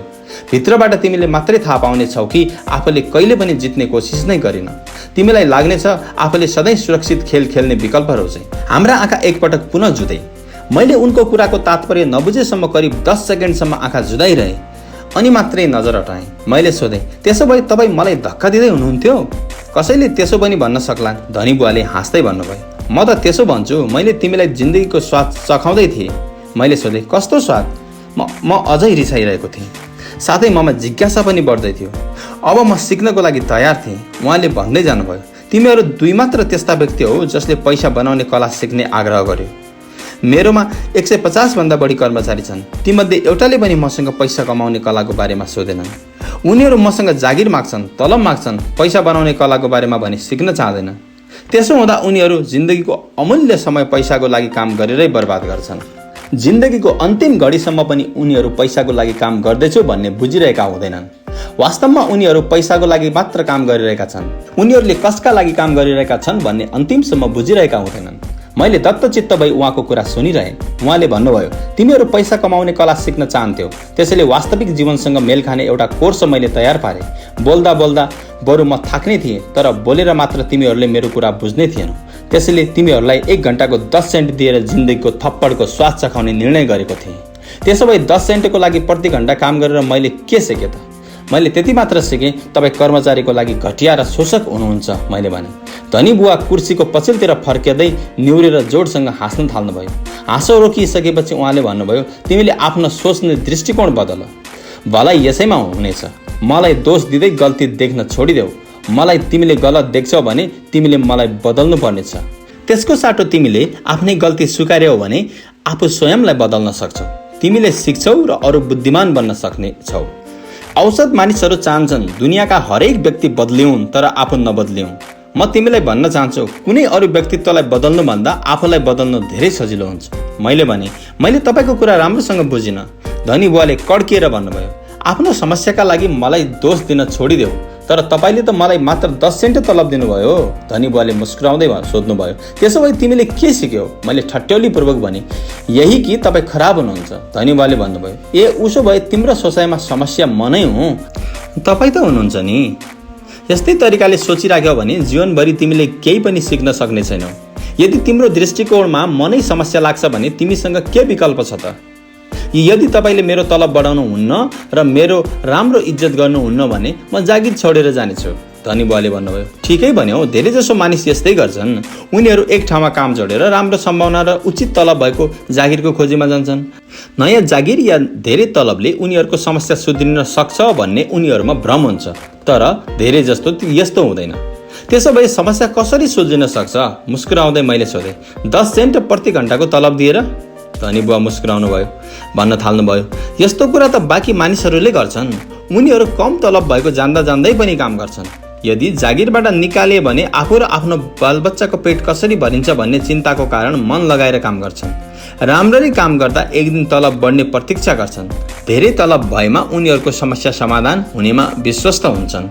कतिपय त कडा परिश्रमका साथ अर्को जागिर पनि गर्छन्, तर त्यसमा पनि उनीहरूले थोरै तलब पाउँछन्। मैले एकटकले भुइँ हेरिरहेँ। मैले अब धनी बुवाको उपायहरू बुझ्दै थिएँ। जिन्दगीको स्वाद यो नै भएको मलाई महसुस हुँदै थियो। अन्त्यमा मास्तिर हेर्दै मैले प्रश्न गरेँ, त्यसो भए अब यसको समाधान के त? यस प्रश्नको जवाबमा उहाँले मलाई अमूल्य दृष्टिकोण दिनुभयो। आफ्ना कर्मचारी र मेरो गरिब बुवाभन्दा फरक लाग्ने दृष्टिकोण उहाँमा भएकाले नै हवाई राज्यको सबैभन्दा धनी मान्छे उहाँ बन्नेवाला हुनुहुन्थ्यो। पैसा सम्बन्धी यसै दृष्टिकोणका कारण मेरो शिक्षित बुवा जीवनभर पैसाको अभावमा भौतारिनेवाला हुनुहुन्थ्यो। यो एउटा अद्भुत दृष्टिकोण थियो जसले मेरो जीवनको नक्सा नै बदलिदियो। धनी बुवाले बारम्बार मलाई यो दृष्टिकोणको याद गराउनु भयो। त्यसैलाई म जिन्दगीको पहिलो उपाय भन्नेछु। त्यो उपाय हो, गरिब र मध्यमवर्गीय मानिसहरू पैसाको लागि काम गर्छन्, धनीका लागि चाहिँ पैसाले काम गर्छ। फेरि पनि गरिब र मध्यमवर्गीय मानिसहरू पैसाका लागि काम गर्छन्, धनीका लागि चाहिँ पैसाले काम गर्छ। शनिबारको त्यो सुखद बिहानीमा मैले मेरो गरिब बुवाले दिएको भन्दा बिल्कुल अलग तरिकाले शिक्षा सिकिरहेको थिएँ।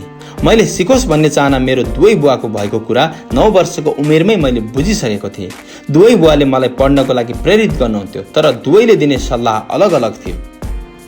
मेरो पढे लेखेको बुवा मैले उहाँले गरेको जस्तै गरौँ भन्ने चाहनुहुन्थ्यो। छोरा, म चाहन्छु तिमीले मेहनतले पढ, राम्रो अङ्क ल्याऊ, पछि गएर कुनै कम्पनीमा सुरक्षित जागिर खाऊ, अन्य धेरै लाभ तिमीले पाउन सक।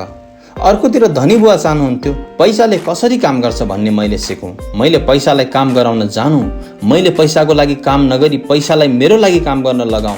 यो उपाय मैले जीवनभरि उहाँको मार्गदर्शनबाट सिकेको थिएँ, न कि कुनै स्कुलको कक्षामा। मेरो धनी बुवाले मेरो पहिलो उपायलाई जारी राख्दै भन्नुभयो, 10 सेन्ट प्रति घण्टाको हिसाबले काम गर्नुपर्दा तिमी रिसाएकोमा म खुसी छु। यदि तिमीले खुसी हुँदै काम गरिरहेका भए म तिमीलाई सिकाउन सक्दिनँ भनेर उहिले नै प्रष्टै भनिदिन्थे। एउटा कुरा जानिराख, असल शिक्षामा ऊर्जा, प्रबल भावना र तीव्र इच्छाको आवश्यकता हुन्छ। रिस पनि यो सूत्रको लागि एउटा ठूलो भाग हो, किनभने प्रबल भावनामा रिस र प्रेम समन्वय हुन्छ। जब पैसाको प्रसङ्ग उठ्छ, बहुसङ्ख्यक मानिस सुरक्षित बाटोहरू खोज्छन्। त्यसकारण प्रबल भावनाले उनीहरूलाई बाटो देखाउन सक्दैन, उनीहरूको डरले मात्र उनीहरूलाई बाटो देखाउँछ। मैले सोधेँ, त्यसो भए त्यसकारण नै उनीहरू कम तलबमा पनि काम गर्न सहमत भएका हुन्? हो, धनी बुवाले भन्नुभयो। केही मानिस मैले सुगर प्लान्टेसन या सरकारी स्केल अनुसारकै तलब दिइनँ भनेर मैले मजदुरहरूको शोषण गरेँ भन्छन्। तर म भन्छु, डरको कारण उनीहरूले आफ्नो शोषण आफै गर्छन्। उनीहरू डराउँछन्, म होइन। मैले सोधेँ, उनीहरूलाई अलि धेरै तलब दिनुपर्छ भन्ने तपाईँलाई लाग्दैन? मैले धेरै तलब दिनुपर्ने आवश्यकतै छैन। उनीहरूलाई धेरै पैसा मिल्नासाथ उनीहरूको समस्या कम हुने पनि छैन। तिमी आफ्नो बुवालाई नै हेर, उनले धेरै पैसा कमाउँछन् तर पनि आफ्नो बिल बुझाउन सक्दैनन्। विश्वमा धेरै यस्ता मानिस छन् जसले धेरै पैसा पाउँदा पनि ऋणमा डुबिरहन्छन्। त्यसो भए यसै कारणले तपाईँले मलाई 10 सेन्ट प्रति घण्टा दिनुभएको हो? मैले मुस्कुराउँदै भने, यो पैसा बनाउने उपायको एक भाग थियो।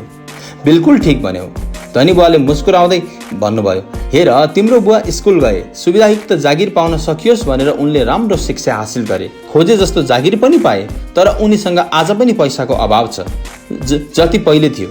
किनभने उनले स्कुलमा पैसाको बारेमा केही पनि सिकेनन्। त्यति मात्र होइन, सबभन्दा ठुलो गल्ती त उनी पैसाको लागि काम गर्नमा विश्वास गर्छन्। मैले सोधेँ, तपाईँले विश्वास गर्नुहुन्न? बिल्कुल गर्दैन, उहाँले भन्नुभयो। यदि तिमी पैसाको लागि काम गर्न चाहन्छौ भने स्कुलमै जाऊ। यसको लागि स्कुलभन्दा राम्रो ठाउँ कुनै छैन। तर यदि तिमी पैसाले तिम्रो लागि कसरी काम गर्छ भन्ने कुरा सिक्न चाहन्छौ भने म तिमीलाई तिमी सिक्न चाहेपछि मात्रै सिकाउँछु। के प्रत्येक व्यक्ति यसको बारेमा सिक्न चाहँदैनन्? मैले सोधेँ। धनी बुवाले भन्नुभयो। कारण हो, पैसालाई आफ्नो लागि काममा लगाउनु भन्दा पैसाको लागि काम गर्न सजिलो हुन्छ। तर तबसम्म पैसाको लागि काम गर्न सजिलो भइरहन्छ जबसम्म पैसाको बारेमा तिम्रो मूल भावनामा डर हुन्छ। मैले अलि झर्किँदै भने, मैले बुझ्न सकिनँ। अहिले त्यसको चिन्ता नगर, अहिले यति मात्र बुझ, डरको कारणले नै धेरै जसो मानिसले आफ्नो जागिर गरिरहेका छन्। डर आफ्नै खालका हुन्छन्, जस्तो कि आफ्नो बिल भुक्तान गर्न नसकुला भन्ने डर, जागिरबाट निकालिएला भन्ने डर, प्रशस्त पैसा नहोला भन्ने डर, फेरि सुरुवातबाटै थाल्नु पर्ला भन्ने डर। बहुसङ्ख्यक मानिसले गुलामी स्वीकार्छन्, पछि गएर आफ्नो मालिकमाथि रिस खन्याउँछन्। मैले जिज्ञासा राखेँ, त्यसो भए तपाईँको नजरमा पैसालाई आफ्नो काम गराउनु एउटा अलग्गै विषय हो? बिल्कुल अलग, धनी बुवाले भन्नुभयो। बिल्कुलै भिन्न विषय। शनिबारको त्यस सुन्दर बिहानीपख हवाईमा हामी चुपचाप बसिरह्यौँ। मेरा साथीको त्यस बेला बेसबल खेलमा लिटिल लिग सुरु हुँदै थियो। लिटिल लिगमा मेरो सहभागिता छुटे पनि म खुसी थिएँ। मैले 10 सेन्ट प्रति घण्टाको हिसाबले काम गर्ने निर्णय त्यस क्षण गर्दै थिएँ। मेरा साथीहरूले स्कुलमा कहिल्यै नसिकेका विषयमा म केही सिक्न गइरहेको थिएँ। मेरो धनी बुवाले सोध्नुभयो, सिक्नको लागि तयार? मैले दाँत देखाउँदै भने, बिल्कुल तयार। मैले आफ्नो वाचा पूरा गरेको छु। मैले टाढा बसेर पनि तिमीलाई सिकाएको छु, धनी बुवाले भन्नुभयो। 9 वर्षको उमेरमै तिमीले पैसाको लागि काम गर्दा कस्तो हुन्छ भनेर जानिसकेका छौ। आफ्नो आउँदो महिनालाई 50 वर्षले गुणन गरी हेर, बाँकी मानिसको जीवन कसरी बितिरहेको छ तिमीले अनुमान गर्न सक्छौ। मैले बुझ्न सकिनँ। मैले भने, मलाई भेट्न लाइनमा बसिरहँदा तिमीलाई कस्तो महसुस भइरहेको थियो? एकपल्ट जागिरको लागि अनि अर्कोपल्ट तलब बढाउनको लागि प्रतीक्षारत रहँदा? मैले भने, भयानक।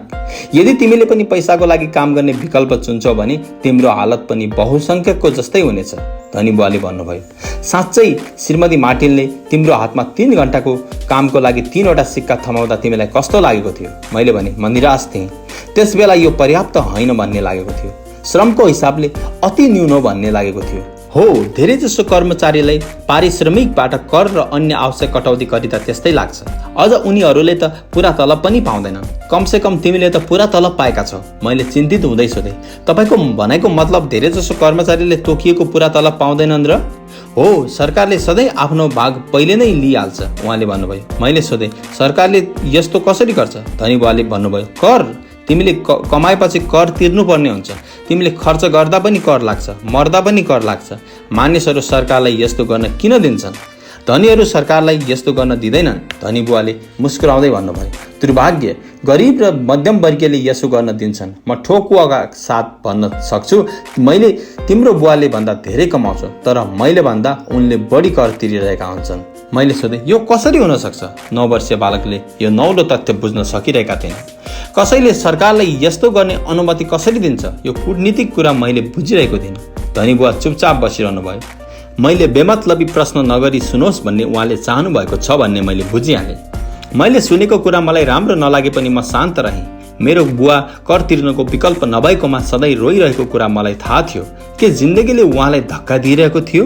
धनी बुवा आफ्नो कुर्सीमा मलाई हेर्दै शान्तपूर्वक बिस्तारै हल्लिन थाल्नुभयो। सिक्नको लागि तयार? उहाँले सोध्नुभयो। मैले बिस्तारै आफ्नो टाउको हल्लाएँ। सिक्नको लागि धेरै कुरा छन्, जस्तो कि पैसालाई कसरी आफ्नो लागि काम गराउने। यो जीवनभरि चल्ने पढाइ हो। धेरै मानिस 4 वर्षको लागि कलेज जान्छन् र उनीहरूको पढाइ पुरा हुन्छ। धन सम्बन्धी मेरो पढाइ जीवनभरि चलिरहन्छ अनि जति यस सम्बन्धी जानिन्छ मेरो जिज्ञासा अझै बढिरहन्छ भन्ने कुरा, यो कुरा मैले पहिले नै जानिसकेको थिएँ। धेरै मानिसले यस विषयमा कहिले पनि पढ्दैनन्। उनीहरू केवल जागिरमा जान्छन्, तलब बुझ्छन् र आफ्नो चेकबुकमा ब्यालेन्स गर्छन्। यतिमै कुरा सकिन्छ। त्यसपछि पनि आफ्नो जीवनमा अझै पैसाको समस्या देख्दा उनीहरूलाई आश्चर्य लाग्छ। उनीहरू विश्वस्त हुन्छन् यदि धेरै पैसा हुने हो भने समस्या समाधान हुनेछ। धेरै थोरै मानिसले मात्र वास्तविक समस्या धन सम्बन्धी शिक्षा या ज्ञानको अभावले भएको हो भन्ने अनुभव गर्छन्। मैले विचलित हुँदै जिज्ञासा राखेँ, त्यसो भए धन सम्बन्धी ज्ञान नहुनाले मेरो बुवाले करको समस्या भोगिराख्नु भएको छ। हेर, धनी बुवाले भन्नुभयो, पैसाबाट आफ्नो लागि कसरी काम गराउने भनेर बुझ्न कर त शिक्षाको एक भाग मात्र हो। तिमीमा अझै पनि पैसाको बारेमा सिक्ने प्रबल इच्छा छ कि छैन भन्ने मात्र आज मैले जान्न चाहेको हुँ। धेरैमा यस विषयमा सिक्ने प्रबल इच्छा हुँदैन। उनीहरू मात्र स्कुल जान चाहन्छन्, कुनै व्यवसाय सिक्न चाहन्छन्, आफ्नो जागिरबाट आनन्द लिन चाहन्छन् र निकै धेरै पैसा कमाउन चाहन्छन्। तर त्यति बेला मात्र उनीहरू बिउजन्छन्, जति बेला चाहेर पनि उनीहरूले काम छाड्न सक्दैनन्। पैसाको लागि काम गर्नुको परिणाम यही हुन्छ। उनीहरूले पैसाको मूल्य चुकाउनै पर्छ। यदि उनीहरूले पैसालाई आफ्नो लागि काम गराउन जानेका भए उनीहरूको लागि यस्तो समस्या कहिल्यै आउने थिएन। त्यसो भए तिमीमा अझै सिक्ने र जान्ने जिज्ञासा छ त? एकछिनपछि धनी बुवाले सोध्नुभयो। मैले सहमति जनाउँदै टाउको हल्लाएँ। ठिक छ, उहाँले भन्नुभयो। अब पुनः काम गर्न जाऊ। यो पटक भने म तिमीलाई अलिकति पनि तलब दिन चाहन्न। के? मैले अत्तालिँदै सोधेँ। तिमीले ठिक सुन्यौ, तलब बन्द। तिमीले हरेक शनिबार 3 घण्टा त्यसरी नै काम गर्नेछौ, तर यसपल्ट तिमीले 10 सेन्ट प्रति घण्टाको हिसाबले तलब पाउने छैनौ। तिमीले नै भनिसकेका छौ तिमी पैसाको लागि काम गर्न चाहन्नौ। त्यसैले म तिमीलाई काम गरे बापत केही पनि दिने छैन। मलाई आफूले सुनेको शब्दमाथि विश्वास नै लागिरहेको थिएन। मैले माइकसँग पनि पहिले नै कुरा गरिसकेको छु। उसले पहिलेदेखि नै बिना शुल्कमा डब्बा सफा गरिरहेको छ। अब तिमी पनि चाँडै गएर काममा जुटिहाल। मैले चिच्याएर भने, यो ठिक भएन। तपाईँले केही न केही तलब त दिनै पर्छ। तिमी भन्दै थियौ तिमी सिक्न चाहन्छौ। यदि तिमीले यस कुरालाई अहिले नै नसिक्ने हो भने तिमी पनि उनै 2 महिला र बुढो मानिस जस्तै बन्नेछौ जो अघि मेरो लिभिङ रुममा बसेका थिए। उनीहरू मैले जागिरबाट निकाल्छु कि भनेर सधैँ मसँग डराइरहन्छन् र सधैँ पैसाको लागि काम गर्छन्। यो कुरा चाँडै बुझेनौ भने तिमीले पनि तिम्रो बुवा जस्तै पैसा त निकै कमाउनेछौ, तर घाँटीसम्म ऋणमा डुबिरहनेछौ। तिमीलाई पनि उनलाई जस्तै धेरै पैसाले समस्याहरू टर्नेछ भन्ने आशा हुनेछ। यदि तिमी पैसा नै चाहन्छौ भने म एक पटक फेरि 10 सेन्टको मेरो पुरानो सम्झौतामा फर्किन तयार छु। अर्को कुरा, तिमी पनि अरू मानिसले जस्तै तलब कम भयो भन्ने गुनासो गर्दै काम छाडेर अर्को कामको खोजी गरिहाल। मेरो दिमागमा आइराखेको छैन, म के गरौँ? मैले सोधेँ। धनी बुवाले आफ्नो टाउकोमा औँला राख्नुभयो। यसको प्रयोग गरी हेर, उहाँले भन्नुभयो। यदि तिमीले यसको सही ढङ्गले प्रयोग गर्यौ भने मैले मौका दिएकोमा तिमीले चाँडै नै मलाई धन्यवाद दिनेछौ। साथै एक दिन तिमी धेरै धनी पनि बन्नेछौ। मलाई कति तुच्छ छनौट दिएको होला भन्ने सोचेर म त्यहाँ उभिरहेको थिएँ। म त्यहाँ तलब वृद्धिको लागि गएको थिएँ, तर उहाँ मलाई सित्तैमा काम गर्न भनिरहनु भएको थियो। धनी बुवाले पुनः आफ्नो टाउकोमा औँला राख्दै भन्नुभयो, यो ज्ञानलाई प्रयोग गर। अब यहाँबाट जाऊ र आफ्नो काममा जुटिहाल। उपाय 1, धनीहरू पैसाका लागि काम गर्दैनन्। अब मैले फोकटमा काम गर्दैछु भनेर आफ्नो गरिब बुवालाई भनेन। उहाँले यसलाई राम्ररी बुझ्न सक्नुहुने छैन, किनभने मैले आफैले पनि ठिक ढङ्गले नबुझ्नाले उहाँलाई ठिकसँग बुझाउन सक्दिनथेँ। त्यसको 3 हप्तासम्म माइक र मैले 3 घण्टासम्म प्रत्येक शनिबार फोकटमा काम गरिरह्यौँ। काम धेरै अप्ठ्यारो थिएन। काम गर्दा गर्दै पनि समय धेरै ढिलो बितिरहे झैँ लाग्दै थियो। मेरो बेसबल गेम र कमिक्स छुटेकोमा म पछुताइरहेको थिएँ। यसको मजा लिन पाइरहेको थिइनँ। तेस्रो हप्ताको एक दिन दिउँसो धनी बुवा आउनुभयो। हामीले उहाँको ट्रक पार्किङमा आएको आवाज सुन्यौँ। स्टोरमा आएर उहाँले श्रीमती मार्टिनलाई अँगालो मारेर अभिवादन गर्दै के भइरहेको छ भनेर बुझ्नुभयो। अनि आइसक्रिम फ्रिजर भएतिर जानुभयो। त्यहाँबाट 2वटा आइसक्रिम किनेर म र माइकलाई इसारा गर्दै भन्नुभयो, हिँड घुम्न जाउँ। हामी रोकिएका केही कारलाई उछिन्दै सडकबाट पारिपट्टि गयौँ। एउटा ठुलो घाँसे मैदानमा घुम्न थाल्यौँ। त्यस मैदानमा केही युवा सफ्टबल खेलिरहेका थिए। टाढा रहेको पिकनिक टेबलमा बसिसकेपछि उहाँले माइक र मलाई आइसक्रिम दिनुभयो। कस्तो हुँदैछ? माइकले भन्यो। राम्रो। मैले पनि सहमतिमा टाउको हल्लाएँ। अरू केही सिक्यौ? धनी बुवाले सोध्नुभयो। माइक र मैले एकअर्कालाई मुखामुख हेर्दै छैन भन्ने भावमा काँध खुम्च्याउँदै टाउको हल्लायौँ। जिन्दगीको सबैभन्दा ठुलो जालबाट बच्नुहोस्। तिमीले सानैदेखि यसबारेमा सोच्न सुरु गर्नु राम्रो हुन्छ। तिमीले अब जिन्दगीको महान उपाय देखिरहेका छौ। यदि यो उपाय सिक्न सक्यौ भने तिमीले धेरै समृद्धशाली अनि सुरक्षित जिन्दगीको आनन्द लिन सक्नेछौ। यदि तिमीले यो उपाय सिक्न सकेनौ भने तिमी पनि श्रीमती मार्टिन र अन्य यस पार्कमा खेलिरहेका बहुसङ्ख्यक मानिसको हैसियतमा रहनेछौ। उनीहरू धेरै परिश्रम गर्छन् तर त्यसको लागि न्यून प्रशंसा पाउँछन्। उनीहरू सधैँ जागिरको सुरक्षामा बाँधिरहन्छन्। प्रतिवर्ष प्राप्त हुने 3 हप्ताको छुट्टी र 45 वर्षसम्म काम गरिसकेपछि पाइने थोरै पेन्सनको सपनामा घुमिरहन्छन्। यदि त्यस्तै प्रकारको जिन्दगी जिउनुमा तिमीलाई सुख महसुस हुन्छ भने म तिम्रो तलब बढाएर प्रति घण्टा 25 सेन्ट गर्न सक्छु। यद्यपि यिनीहरू राम्रा मान्छे हुन् र परिश्रमी पनि छन्। फेरि पनि तपाईँले उनीहरूको आलोचना किन गर्दै हुनुहुन्छ? मैले सोधेँ। धनी बुवाको अनुहारमा मुस्कान छायो। श्रीमती मार्टिन मेरो लागि आमा जस्तै हुन्। म यति कठोर बनेर उनको मजाक उडाउन सक्दिनँ। यो कठोर अवश्य लाग्छ तापनि सजिलो शब्दमा तिमी दुवैको सामुन्ने उनको स्थितिलाई स्पष्ट पार्न चाहन्छु। म तिमीहरूको दृष्टिकोण फराकिलो पार्न चाहन्छु। धेरैजसो मानिसले टाढासम्म देख्न सक्दैनन् किनभने उनीहरूको दृष्टिकोण साँघुरो हुन्छ। म तिमीहरूले स्पष्टसँग टाढासम्म देख्न सक भन्ने चाहन्छु। बहुसङ्ख्यक मानिसले आफू फँसेको जाल देख्न सक्दैनन्। माइक र म त्यहाँ सोच्दै बसिरह्यौँ। हामीले उहाँको कुराको तात्पर्य पूर्ण रूपले बुझ्न सकेका थिएनौँ। उहाँको कुरा सुन्दा कठोर र तितो लागे पनि उहाँले हामीलाई केही सिकाउने हर प्रयास गरिरहनु भएको थियो। मुस्कुराउँदै धनी बुवाले भन्नुभयो, के 25 सेन्ट प्रति घण्टाको अफर राम्रो लागेन? के यो सुन्दा मुटुको धड्कन बढेन? यथार्थमा त्यस्तै भइराखेको भए पनि मैले छैन भन्ने भावमा आफ्नो टाउको हल्लाएँ। प्रति घण्टाको 25 सेन्ट मेरो हैसियतभन्दा धेरै थियो। ठिक छ, त्यसो भए म तिमीलाई 1 घण्टाको $1 दिन्छु, धनी बुवाले व्यङ्ग्यात्मक मुस्कानका साथ भन्नुभयो। अब मेरो धड्कन एक्सप्रेस जस्तै दौडिरहेको थियो। मेरो दिमागले चिच्याचिच्याइ भनिरहेको थियो, उहाँको कुरा मान, छिटो मान। मलाई आफ्नो कानमाथि नै भरोसा रहेन र चुपचाप रहेँ। ठिक छ, त्यसो भए $2 प्रति घण्टा। म जस्तो सानो 9 वर्षीय पुरानो दिमागमा कसैले बम पड्काइरहे चाहिँ मलाई लाग्दै थियो। सन् 1956 ताका $2 प्रति घण्टाको कमाइले मलाई संसारको सबैभन्दा धनी बालक बनाइदिन्थ्यो। म यति धेरै पैसा कमाउन सक्छु भन्ने कल्पना पनि गर्न सक्दिनँ। म मन्जुर छु भन्न चाहन्थेँ। म समझदारीलाई पक्का गर्न चाहन्थेँ। मैले नयाँ साइकल देखिरहेको थिएँ, नयाँ बेसबलको पन्जा देखिरहेको थिएँ। मसँग चम्किलो नोट देखेर मेरा साथीले गर्ने प्रशंसा र जलन आँखा अगाडि नाचिरहेका थिए। सबभन्दा महत्त्वपूर्ण कुरा त जिम र उसका साथीले मलाई कहिल्यै गरिब भन्न सक्ने थिएनन्।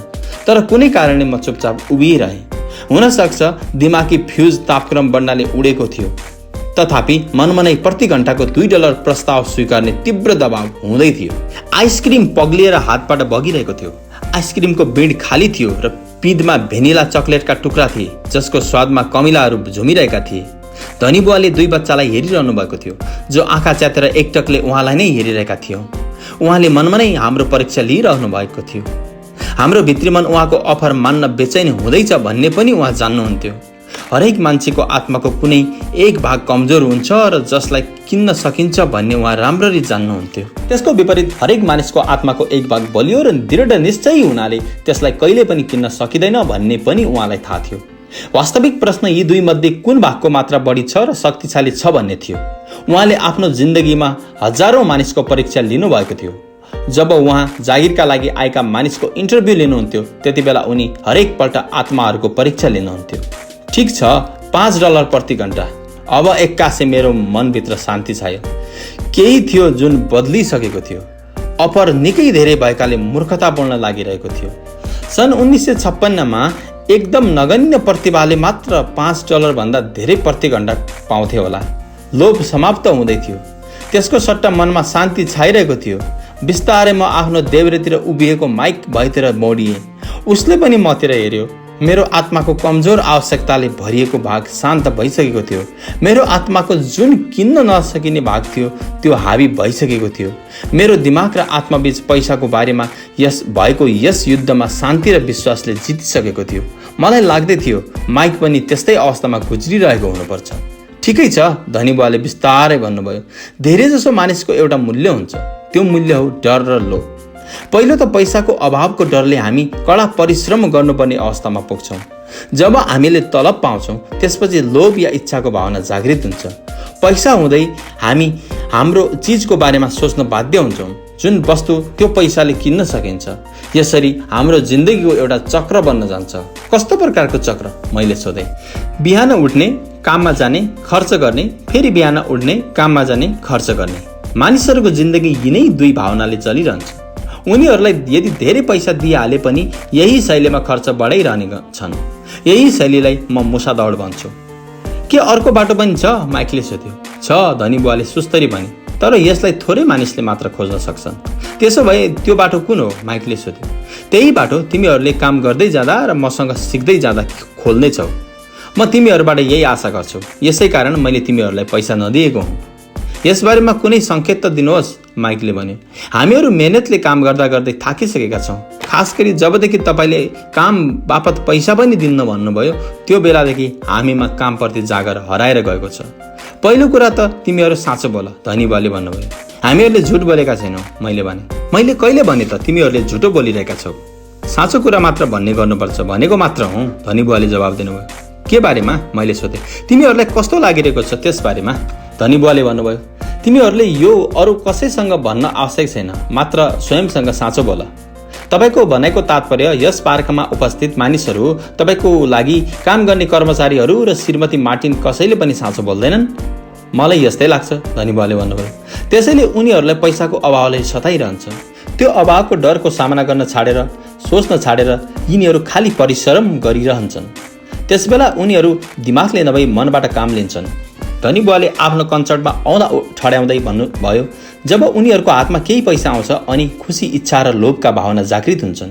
यो पल्ट पनि उनीहरू दिमागले सोच्न छाडेर मनले काम गर्न थाल्नेछन्। त्यसो भए उनीहरू मनले अर्थात् आफ्नो भावनाले सोच्छन्, माइकले भन्यो। बिल्कुल ठिक, धनी बुवाले भन्नुभयो। उनीहरूलाई कस्तो लागिरहेको हुन्छ भनेर साँचो बताउँदैनन्। उनीहरू दिमागले सोच्ने कष्ट गर्दैन र भावनाले काम गर्छन्। उनीहरूलाई डर लाग्छ। उनीहरू जागिर गर्न जान्छन् र धेरै पैसा आएपछि उनीहरूको डर भाग्नेछ भन्ने आशा गर्छन्। तर यस्तो हुँदैन। त्यही पुरानो डरले उनीहरूलाई फेरि सताउन थाल्छ। पैसाले उनीहरूको डर कम गरिदिने आशा गर्दै फेरि उनीहरू जागिर गर्न जान्छन्। डरकै कारणले उनीहरू जागिरको जालमा फसिरहन्छन्। पैसा कमाउँछन्, काम गर्छन् र एक दिन डरले उनीहरूको पिछा गर्न छाड्नेछ भन्ने आशा गर्छन्। यद्यपि हरेक दिन जब उनीहरू उठ्छन् उनीहरूसँगै पुरानो डर पनि साथसाथै उठिदिन्छ। त्यही पुरानो डरले करोडौँ मानिसलाई रातभरि जगाइदिन्छ र उनीहरूको प्रत्येक रात चिन्ता र पीडाले भरिएको हुन्छ। त्यसैले उनीहरू उठ्छन्, काममा जान्छन् र तलबको चेकले उनीहरूको डरलाई मृत्युको घाटमा पुर्याइदिनेछ भन्ने आशा गर्छन्।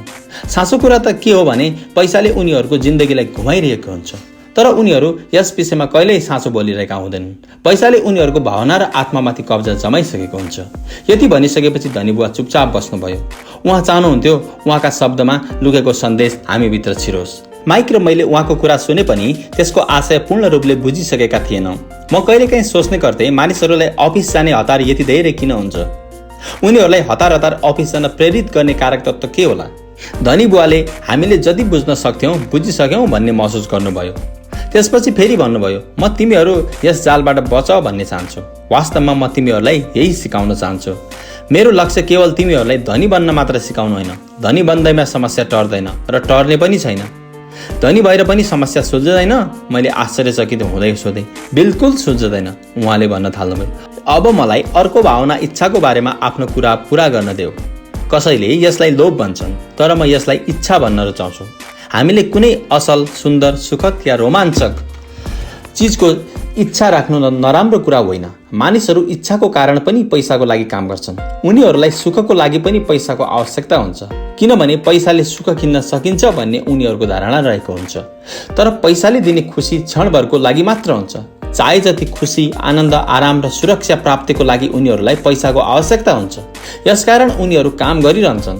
उनीहरू सोचिरहन्छन्। पैसाले डर र लोभले छटपटाइरहेका उनीहरूको आत्मालाई शान्ति दिनेछ, तर पैसाले यी काम गर्न सक्दैन। धनी बनिसकेपछि पनि गर्न सक्दैन? माइकले सोधे। हो, धनी हुँदाहुँदै पनि सक्दैन, धनी बुवाले भन्नुभयो।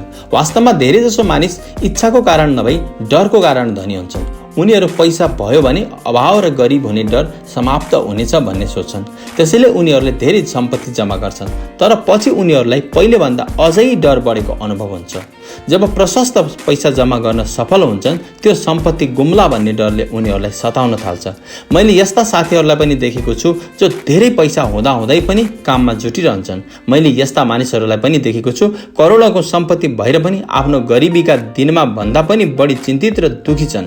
उनीहरूलाई आफ्नो सारा सम्पत्ति गुम्ला भन्ने डर छ। धनी बन्नुभन्दा पहिले जुन डरले उनीहरूलाई सताइरहेको थियो, धनी बनिसकेपछि डर अझ बढेको हुनेछ। वास्तवमा उनीहरूको आत्माको कमजोर र इच्छाले भरिएको भागले अब त्यो ऐस आरामको जिन्दगी गुमाउन चाहँदैन। यदि उनीहरू कङ्गाल भए भने उनका साथीहरूले के भन्लान् भन्ने चिन्तामा उनीहरू घुमिरहन्छन्। यसै चिन्ताको कारण कैयौँ मानिस त न्युरोटिक र कुण्ठितसम्म भइसकेका हुन्छन्, जबकि उनीहरूसँग पहिलेभन्दा धेरै पैसा हुन्छ। के त्यसको अर्थ गरिब मान्छे धेरै सुखी हुन्छन्? मैले सोधेँ। हुँदैनन्, मेरो विचारमा यस्तो हुँदैन, धनी बुवाले जवाब दिनुभयो। पैसाको पछि दौडिनु जति पागलपन हो, पैसादेखि टाढा भाग्नु पनि अर्को किसिमको पागलपन हो। कोही कसैले हराएर पठाए जस्तै गरी त्यसै बेला त्यस क्षेत्रको एउटा पागल हाम्रो मेचको नजिकैबाट गयो। फोहोरदानी नजिकै उभिएर त्यसमा केही चिज खोज्न थाल्यो। कुराकानीलाई बिचैमा रोकेर हामी तिनैजनाले त्यस पागलको क्रियाकलाप चासोपूर्वक हेर्न थाल्यौँ। पहिले कहिल्यै नदेखे चाहिँ एकटकले हेरिरह्यो।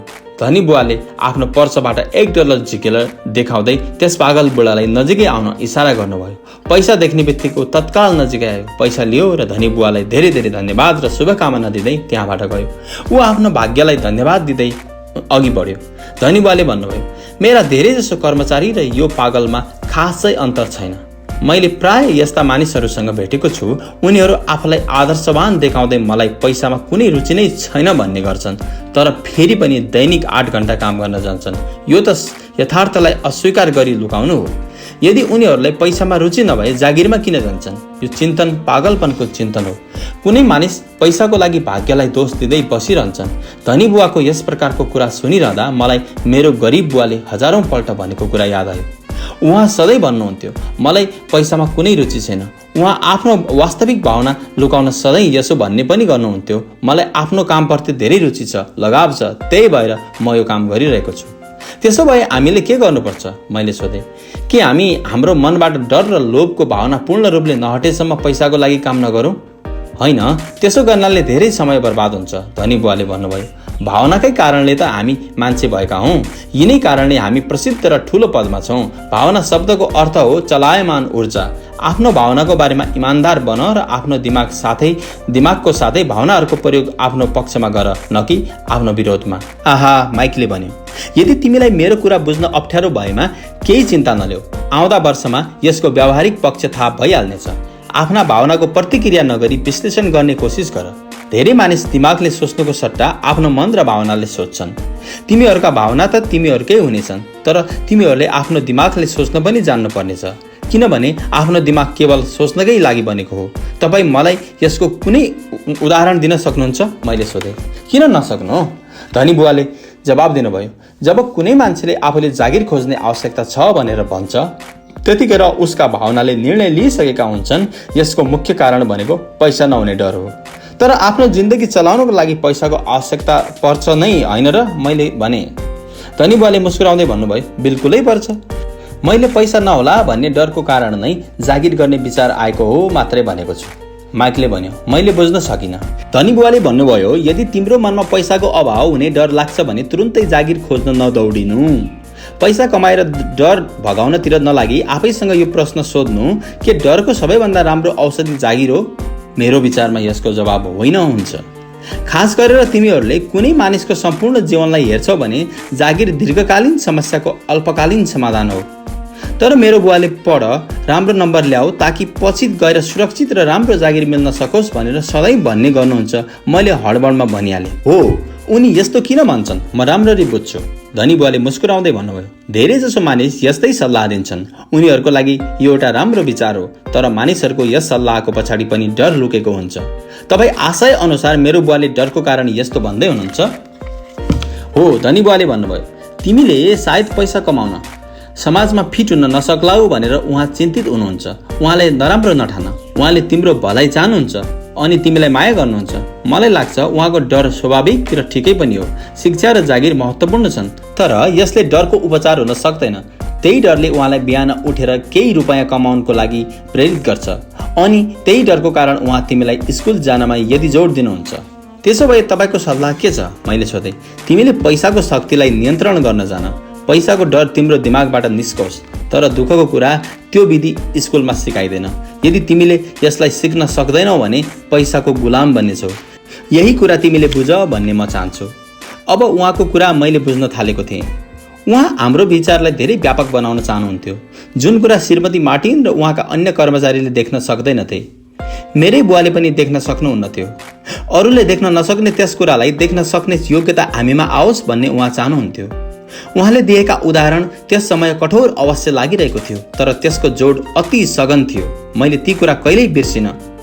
मेरो दृष्टिकोण त्यस दिन धेरै ठुलो भइसकेको थियो। बहुसङ्ख्यक मानिस सामु ओछ्याइएका जाल अब देख्न थालिसकेको थिएँ।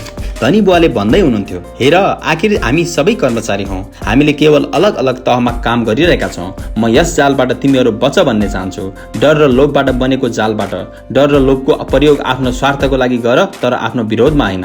म तिमीहरूलाई यही सिकाउन चाहन्छु, न कि धेरै पैसा कसरी जम्मा गर्न सकिन्छ। धेरै पैसाले डर र लोभलाई जित्न सक्दैन। यदि डर र लोभमाथि तिमीले विजय पाउन सकेनौ भने चाहे जति नै धनी बने पनि वास्तवमा तिमी एउटा धेरै तलब पाउनेवाला दास नै हुनेछौ। मैले सोधेँ, त्यसो भए हामी कसरी यो जालबाट बच्न सक्छौँ? गरिबी र पैसाको अभावको वास्तविक कारण अज्ञानता हो। अर्थव्यवस्था, सरकार या धनीहरू होइनन्। यो आफैले ओढिराखेको डर र अज्ञान हो जसले तपाईँहरूलाई यस जालमा फसाइराख्छ। तिमीहरूले स्कुल जानुपर्छ र आफ्नो उच्च शिक्षाको पढाइ पुरा गर्नुपर्छ। चाहे मैले तिमीहरूलाई यस जालबाट कसरी बच्न सकिन्छ भन्ने किन नसिकाउँ। रहस्यमय कुराहरू अब प्रष्टिँदै थियो। मेरो शिक्षित बुवासँग ठुला र महत्त्वपूर्ण डिग्रीहरू थिए, साथै एउटा राम्रो क्यारियर पनि। यति हुँदाहुँदै पनि धनी आफ्नो डरलाई कसरी नियन्त्रणमा राख्न सकिन्छ भन्ने शिक्षा स्कुलमा उहाँलाई कहिल्यै सिकाइएन। अब आफ्ना दुवै बुवाहरूबाट अलग अलग तर महत्त्वपूर्ण कुरा सिक्न सकिन्छ भन्ने मैले बुझिसकेको थिएँ। अघि तपाईँले पैसाको अभावको डरको बारेमा कुरा गर्दै हुनुहुन्थ्यो। पैसाको इच्छाले कसरी हाम्रो सोचमाथि असर पार्छ? माइकले सोध्यो। मैले तिमीलाई तलब बढाइदिने लोभ देखाइदिँदा कस्तो महसुस हुँदै थियो? के त्यति बेला आफ्ना इच्छा बढ्दै गएको तिमीले देख्यौ? हामीले आफ्नो टाउको हल्लाउँदै सहमति जनायौँ, तर तिमीहरू आफ्ना भावनाको बसमा परेनौ र हतारमा निर्णय गरेनौ। फलस्वरूप तिमीहरूले सोच्ने समय पायौ। यो सबभन्दा महत्त्वपूर्ण कुरा हो। हामीभित्र सधैँ डर र लोभका भावना रहन्छन्। त्यस बेलामा जस्तै भावनाको प्रयोग आफ्नो समर्थनमा गर। भावनाहरूको बसमा नपारी दिमागलाई दूषित हुनबाट बचाऊ। बहुसङ्ख्यक मानिस डर र लोभको प्रयोग आफ्नै विरोधमा गर्छन्। यो अज्ञानताको सुरुवात हो। डर र इच्छाका भावनाको बसमा परेर नै धेरै जसो मानिसले तलबको चेक, पदको बढुवा र जागिरको सुरक्षाको पछि भाग्दा भाग्दै आफ्नो पुरै जिन्दगी बिताइदिन्छन्। भावनाहरूको आधारमा उठेको यो विचारले कतातिर लैजाँदैछ उनीहरू सोच्दैनन्। यो त गाडी तान्ने गधाको नाककै अघिल्तिर मालिकले गाजर झुन्ड्याइदिए जस्तो भयो। गाजर पाउने आशामा मालिक जता जता जान्छ, बिचरा गधा पनि उतै पछि पछि लाग्छ। भोलि फेरि गधाको लागि अर्को गाजर आउनेछ अनि पुनः गधाले त्यही उपक्रम दोहोऱ्याउँछ। भनाइको मतलब, जुन समय मैले पनि नयाँ बेसबल ग्लभ्स, क्यान्डी र खेलौनाको सपना देख्न सुरु गर्दै थिएँ, त्यस बेला मेरो हालत पनि गाजरको पछि लागिरहेको गधाको जस्तै हुने थियो? माइकले सोधे। हो, उमेर सँगसँगै तिम्रा खेलौना पनि धेरै महँगा हुँदै जानेछन्। आफ्ना साथीमाथि रवाब देखाउनको लागि एउटा नयाँ कार, एउटा नयाँ भव्य घर आदि। धनी बुवाले हाँस्दै भन्नुभयो, डरले तिमीलाई ढोकाबाट बाहिर धकेलिदिन्छ, तर इच्छाले तिमीलाई भित्र बोलाउँछ, तिमीलाई चट्टानहरूतिर लोभ्याउँछ। यही नै जाल हो। त्यसो भए यो जाललाई कसरी काट्न सकिन्छ? माइकलले सोध्यो। अज्ञानको कारण डर र इच्छा बढ्छन्, त्यसैले मानिसहरूसँग जति धेरै पैसा हुन्छ उनीहरूको डर पनि त्यति नै ठुलो हुन्छ। धन गाजर जस्तै भ्रम हो। यदि गधाले पूरा तस्बिर देख्न सक्थ्यो भने सायद उसले गाजरको पिछा गर्ने आफ्नो निर्णयमा पुनर्विचार गर्थ्यो होला। मानिसको जीवन अज्ञान र ज्ञानको बीचमा हुने सङ्घर्ष हो। धनी बुवाले सम्झाउँदै भन्नुभयो, यदि कुनै मानिसले आफ्नो ज्ञानको खोजलाई बन्द गर्न साथ उसको जीवनमा अज्ञान पसिहाल्छ। यस्तै सङ्घर्ष हरेक क्षण हुने गर्छ। त्यसकारण हामीले आफ्नो दिमागलाई या त बन्द गर्ने या खुला राख्ने भन्ने कुरा सिक्ने निर्णय लिनुपर्छ। हामी जिज्ञासु भएर सुनिरहेका थियौँ। हेर, स्कुल धेरै नै महत्त्वपूर्ण छ। कुनै कला वा व्यवसाय सिक्नको लागि तिमीहरू स्कुल जान्छौ ताकि भोलिका दिनमा तिमीहरू समाजलाई योगदान दिन सक्ने बन। हरेक समाजमा शिक्षक, डाक्टर, मेकानिक, कलाकार, हलवाई, व्यावसायिक मानिस, पुलिस अफिसर्स, आगो निभाउने र सिपाहीहरूको आवश्यकता हुन्छ। हाम्रो समाज विकसित र समृद्ध अनि सांस्कृतिक रूपले उदाहरणीय बन्न सकोस् भनेर स्कुलले नै उनीहरूलाई सिकाउँछ। तर दुर्भाग्य, कयौँ मानिसको लागि स्कुलले शिक्षाको सुरुवात नभई अन्त्य गरिदिन्छ। धनी बुवाले दुखेसो पोख्नुभयो। लामो मौनता छाइरह्यो। धनी बुवा मुस्कुराइरहनु भएको थियो। त्यस दिन उहाँले भनेको कुरा मैले पूर्ण रूपले बुझ्न सकेको थिएन, तर धेरै जसो महान शिक्षकका शब्दले वर्षौंसम्म हामीलाई सिकाइरहन्छन्। त्यसै गरी उहाँका शब्द आज पनि मेरो मथिङ्गलमा घुमिरहेका छन्। धनी बुवाले भन्नुभयो, म आज अलि निर्मम र कठोर बोल्दैछु, किनभने म आज भनेको कुरा तिमीहरूलाई सधैँ याद भइरहोस् भन्ने चाहन्छु तिमीहरूले सधैँ श्रीमती मार्टिनको बारेमा र त्यो गधाको बारेमा सोच। यिनलाई कहिल्यै नबोल। यदि तिमीहरूले आफ्नो समझदारीले यिनलाई नियन्त्रणमा राख्न सकेनौ भने डर र लोभ रूपी तिम्रा दुई भावनाले तिमीहरूलाई जिन्दगीको सबैभन्दा ठुलो जालमा फसाउन सक्छन्। आफ्नो सपना पूरा नगरी डराई डराई जीवन बिताउनु निर्ममता हो। पैसाको लागि कडा परिश्रम गर्नु र पैसाले किनिएका चिजले सुख दिन सक्छन् भन्ने सोच्नु पनि अन्याय हो। कर तिर्नुपर्ने चिन्ताले आधा रातसम्म अनिदो हुनु बाँच्ने एउटा डरलाग्दो तरिका हो। तलबको भरमा बाँच्नु पनि एउटा तरिका हो। कुनै जागिरले जीवनको सुरक्षा हुन्छ भन्ने ठान्नु आफैलाई ढाँट्नु हो। यही निर्ममतापूर्ण जालबाट म तिमीहरूलाई बचाउन चाहन्छु। पैसाले कसरी मानिसहरूको जिन्दगीलाई चलाउँछ भने मैले देखेको छु। पैसालाई आफ्नो जिन्दगी चलाउन नदेऊ भनेर भगवानसँग प्रार्थना गर। हाम्रो मेचमुनि सफ्टबल आयो। धनी बुवाले त्यसलाई उठाएर खेलाडीहरूतिर फालिदिनु भयो। त्यसो भए अज्ञान र लोभ बीच के सम्बन्ध छ? मैले सोधेँ। यति धेरै लोभ र डर उत्पन्न हुनुको कारण पैसाको अज्ञानता नै हो। म तिमीलाई केही उदाहरण दिन्छु। धनी बुवाले भन्नुभयो, आफ्नो परिवारलाई धेरै खुसी दिन चाहने डाक्टरले आफ्नो फिस बढाइदिन्छ। उसको फिस बढ्नाले स्वास्थ्य सुविधा हरेकको लागि महँगो भइदिन्छ। यसबाट गरिब बिरामीलाई धेरै हानि हुन्छ। अब यसबाट गरिब मानिसको स्वास्थ्य धनी मानिसको भन्दा धेरै खराब हुन्छ। डाक्टरहरूले आफ्नो फिस बढाइसकेपछि वकिलहरूले पनि आफ्नो फिस बढाइदिन्छन्। वकिलहरूले फिस बढाइदिनाले स्कुलका शिक्षकले पनि आफ्नो तलब बढाउन चाहन्छन्, जसकारण हाम्रो कर बढ्छ। अब यो प्रक्रिया अनन्तकालसम्म यसरी नै चलिरहन्छ। चाँडै नै धनी र गरिबहरू बीचको ठुलो अन्तर हुन जानेछ। प्रलय आउनेछ र एउटा महान सभ्यता धराशायी हुनेछ। महान सभ्यता त्यतिखेर धराशायी हुनेछ र भएका छन् जब धनी र गरिबहरूको बीचमा धेरै खाडल भएको छ। अमेरिका त्यसै बाटोतिर हिँडिरहेकाले इतिहासले आफूलाई दोहोर्याउने कुराको प्रमाणित भएको छ। किनभने हामीले इतिहासबाट केही पनि सिकिरहेका छैनौँ। हामी केवल ऐतिहासिक तिथि र नाम कण्ठ गर्छौँ, त्यसको शिक्षालाई भने बिर्सिहाल्छौँ। के मूल्य बढ्नु हुँदैन त? मैले सोधेँ। राम्रो ढङ्गले चलिरहेको सरकार र एउटा शिक्षित समाजमा चाहिँ मूल्य बढाइनु हुँदैन।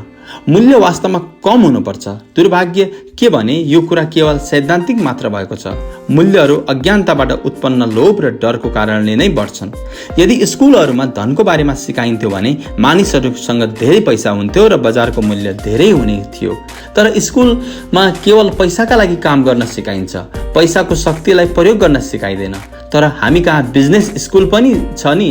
माइकले भन्यो। के तपाईँले मलाई आफ्नो मास्टर्स डिग्रीको लागि बिजनेस स्कुलमा जान प्रेरित त गर्दै हुनुहुन्न? प्राय बिजनेस स्कुलले धानका बिहा निफन्ने तालिम दिन्छन्। भन्नुको तात्पर्य उनीहरू केवल लगानी कसरी कम गर्ने र मूल्य कसरी बढाउने भन्ने मात्रै सोच्छन्। यसो गर्दा लगानी कम गर्न कर्मचारी कटौती गर्छन् र कम लगानीमा बढी मुनाफा कमाउने बाटो मात्र खोजिरहन्छन्। नाफा मात्र सोच्नाले धेरै समस्या उत्पन्न हुन्छ। हुन त बिहा निफन्ने कुरा पनि उत्तिकै महत्त्वपूर्ण छ। मेरो विचारमा धेरैले यसको विषयमा जान्नुपर्छ, तर समस्या भनेको यसले पनि पुरा तस्बिरलाई झल्काउँदैन। धनी बुवाले अलि रिसाएर भन्नुभयो, त्यसो भए के यसको कुनै समाधान छ? माइकले सोध्यो। धनी बुवाले भन्नुभयो, छ, सोच्नका लागि आफ्ना भावनाको प्रयोग गर्न सिक, तर भावनाको बहकाउमा आएर नसोच। जब तिमीहरूले फोकटमा काम गर्ने तयारी गरेका थियौ त्यसै बखत आफ्ना भावना नियन्त्रणमा राख्न सिकिसकेका थियौ। त्यसै बेला तिमीहरूबाट केही आशा गर्न सकिन्छ भन्ने मैले बुझिसकेको थिएँ। मैले तिमीहरूलाई एकपल्ट फेरि धेरै तलबको लोभ देखाएँ, त्यतिखेर पनि तिमीहरूले भावनाको कुरा मानेनौ। तिमीहरूले शक्तिशाली भावनासँग जुझ्न र सोच्न सिक्नु नै पहिलो खुट्किलो थियो। यो खुट्किलो यति महत्त्वपूर्ण किन छ? मैले सोधेँ। यसको कारण तिमी आफैले थाहा पाउनेछौ र बुझ्नेछौ। यदि तिमीहरू सिक्न नै चाहन्छौ भने पनि म तिमीहरूलाई ब्रायर पेस लैजान्छु। धेरै मानिस त्यहाँ जानदेखि डराउँछन्, जानबाट बस्न जान्छन्, किनभने त्यहाँ गयो भने तिमीहरूको मनबाट पैसाको लागि काम गर्ने विचार निस्कनेछ। बरु तिमीहरूले पैसाबाट कसरी काम लिन सकिन्छ भनेर सिक्नेछौ। यदि हामी तपाईँसँगै गयौँ भने के फाइदा हुन्छ अनि नगइकन तपाईँसँगै सिक्दा चाहिँ के फाइदा हुन्छ? मैले सोधेँ। त्यही हुन्छ जुन ब्रायर रेबिटलाई भएको थियो। उहाँले भन्नुभयो, टार बेबीबाट मुक्ति। के त्यस्तो कुनै ब्रायर पेच हुन्छ? मैले सोधेँ। निश्चय नै, धनी बुवाले भन्नुभयो। डर र लोभ नै ब्रायर पेच हुन्। डरलाई त्यागेर र लोभको सामना गरेर आफ्नो कमजोरी र आवश्यकतालाई राम्ररी चिन्न सकेमा बाहिरिने बाटो पहिल्याउन सकिन्छ। सही विचार चुन्न सकेमा यो बाटो हाम्रो दिमागबाटै निस्कन्छ। विचारहरूलाई चुन्न सकेमा? आश्चर्यचकित हुँदै माइकले सोध्यो। हो, आफ्नो भावनाको लहरमा बग्दै प्रतिक्रिया गर्नुको सट्टा हामीले के सोच्दैछौँ भन्ने विचारलाई चुनेर बिहान उठ्ना साथ काममा जाँदैमा तिमीहरूको समस्याहरू सुल्झिँदैन। तिमीहरूलाई जतिखेर पनि बिल बुझाउन पैसा नहोला भन्ने चिन्ताले सताइ नै रहन्छ, तर सोच्नाले आफ्नै बारेमा प्रश्न गर्ने समय पाउँछौ। यस प्रकारको प्रश्न के यस समस्याको सबभन्दा उपयुक्त समाधान गरिराखेको काममा अरू धेरै मेहनत गर्नु मात्र हो? डरले समात्नाले वा आफूमाथि डर सवार हुनाले आफूलाई वास्तविक उत्तर दिइँदैन, तसर्थ उनीहरूले सोच्न पाउँदैनन् र ढोका बाहिर दौडाउन लगाइहाल्छन्। टारबेरी सवार भइहाल्छ। आफ्नै विचारहरू छनौट गर्नु भन्नुको मेरो तात्पर्य पनि यही हो। तर हामीले यस्तो कसरी गर्नेछौँ? माइकले सोध्यो। यही त म तिमीहरूलाई सिकाउने तर्खरमा छु। म सिकाउन चाहन्छु तिमीहरूसँग छनौटको खातिर विचारहरूको विकल्प हुनुपर्नेछ, ताकि बिहानको कफी पिउन साथ घर बाहिर दौडिहाल्ने बानी र हडबडीबाट बस्न सिक। मैले तिमीहरूलाई पहिले भनेको कुरा याद राख, जागिर भनेको दीर्घकालीन समस्याको अल्पकालीन समाधान मात्र हो। धेरैजसो मानिसको लागि थोरै समयको लागि केवल एउटा समस्या हुन्छ, महिनाको अन्त्यमा बुझाउनु पर्ने बिल अर्थात् टार बेबी। अब पैसाले उनीहरूको जिन्दगीलाई चलाउँछ। अझ भनौँ, पैसा सम्बन्धी डर र अज्ञानले उनीहरू जिन्दगी चलाउँछन्। त्यसैले उनीहरूले त्यही गर्छन् जुन उनीहरूको आमाबाबुले गरेका थिए। बिहान उठ र पैसाको लागि काम गर। उनीहरूसँग सोच्नको लागि अलिकति पनि समय हुँदैन कि के समस्या समाधानको लागि कुनै अर्को तरिका पनि हुन्छ? यस बेला उनीहरू मनले सोच्छन्, न कि दिमागले। मनले र दिमागले सोच्नुमा के फरक हुन्छ? माइकले सोध्यो। धनीबाले भन्नुभयो, मैले केही आधारहीन भनाइ सुनेको छु, जस्तो कि प्रत्येक मानिसले काम गर्नुपर्छ, या धनीहरू शोषक हुन्छन्, वा म अर्को कामको खोजी गर्दैछु, वा मेरो तलब वृद्धि हुनु जरुरी छ। तपाईँले यसरी मेरो शोषण गर्नु हुँदैन, या म यो जागिरलाई मन पराउँछु कारण यसमा सुरक्षा पक्ष मजबुत छ। यसको सट्टा बरु यसो भन्नुपर्छ कि यहाँ यस्तो केही छ जुन मैले पाउन सकेको छैन। यस प्रकारको भनाइले भावनामा आधारित हाम्रो विचारको साङ्लो जोडिनेछ, जसबाट हामीलाई अझ राम्रो तरिकाले सोच्ने मौका मिल्नेछ। मैले स्वीकार्नुपर्छ, मेरो लागि यो शिक्षा महान प्रमाणित भयो। कतिखेर कसले मनले बोलिरहेको छ, कसले दिमागले, कसको शब्दमा भावना लुकेको छ अनि कसको शब्दमा विचार भनेर जान्नको लागि यो एउटा उपाय थियो, जुन उपाय जीवनभरि मेरो काममा आयो। खास गरी त्यति बेला मैले आफ्नो मन अर्थात् भावनाले बोलिरहेको थिएँ, न कि आफ्नो विचार वा दिमागले। हामी स्टोरतिर फर्केर आयौँ। धनीबुवाले भन्नुभयो, धनीहरूले वास्तवमा पैसा बनाउँछन्, उनीहरू पैसाको लागि काम गर्दैनन्। 5 सेन्टका सिसाका डबल पगाल्दै गरेको बेलामा माइक र मैले पैसा बनाइरहेका ठानिरहेका थियौँ भन्ने कुरा उहाँलाई लागिसकेको थियो पनि भन्नुभयो। त्यतिखेर हाम्रो विचार पनि धनीहरू हिँडिरहेको बाटोतर्फ हिँडिरहेको थियो। समस्या के मात्र थियो भने हाम्रो त्यो काम गैर कानुनी थियो। सरकार र ब्याङ्कका लागि हुँदो हो त कानुन ठहरिन्थ्यो। उहाँले यो पनि बताउनुभयो, पैसा कानुनी र गैर कानुनी दुवै तरिकाले कमाउन सकिन्छ। धनीबुवाले हामीलाई अर्को कुरा पनि सम्झाउनु भयो। धनीहरूलाई धन एउटा भ्रम हो भन्ने कुरा पनि थाहा हुन्छ, जुन वास्तवमै झुन्ड्याइएको गाँजा जस्तै हो। धनको भ्रमकै कारण डर र लोभको उत्पत्ति हुन्छ। यसले गर्दा नै अर्बौं खर्बौं मानिसलाई धन असली चिज हो भन्ने लाग्ने गर्छ। धन यथार्थमा एउटा मृग तृष्णा हो, एउटा मायाजाल हो। जनताको अज्ञानता र भरोसाको भ्रमको कारण नै तासको पत्तीको यो महल उभिरहन्छ। साँच्चै भन्ने हो भने गधाको गाजर धनभन्दा मूल्यवान हुन्छ भनी उहाँले भन्नुभयो। उहाँले अमेरिकाको गोल्ड स्ट्यान्डर्ड्सको विषयमा पनि कुरा उठाउनुभयो। हरेक डलरको नोट वास्तवमा चाँदीको प्रमाणपत्र हो। कुनै दिन हामीहरूले गोल्ड स्ट्यान्डर्ड्सलाई छोड्यौँ भने त्यसपछि हाम्रो डलर चाँदीको प्रमाणपत्र हुने छैनन् भन्ने हल्लाबाट उहाँ चिन्तित हुनुहुन्थ्यो। यस्तो भयो भने बाबु हो, तुफान आउनेछ, गरिब मध्यमवर्गीय र अबुझ मानिसको जिन्दगी बर्बाद हुनेछ। उनीहरूले धन नै सबैभन्दा ठुलो चिज हो भन्ने विश्वास गरिरहनेछन्।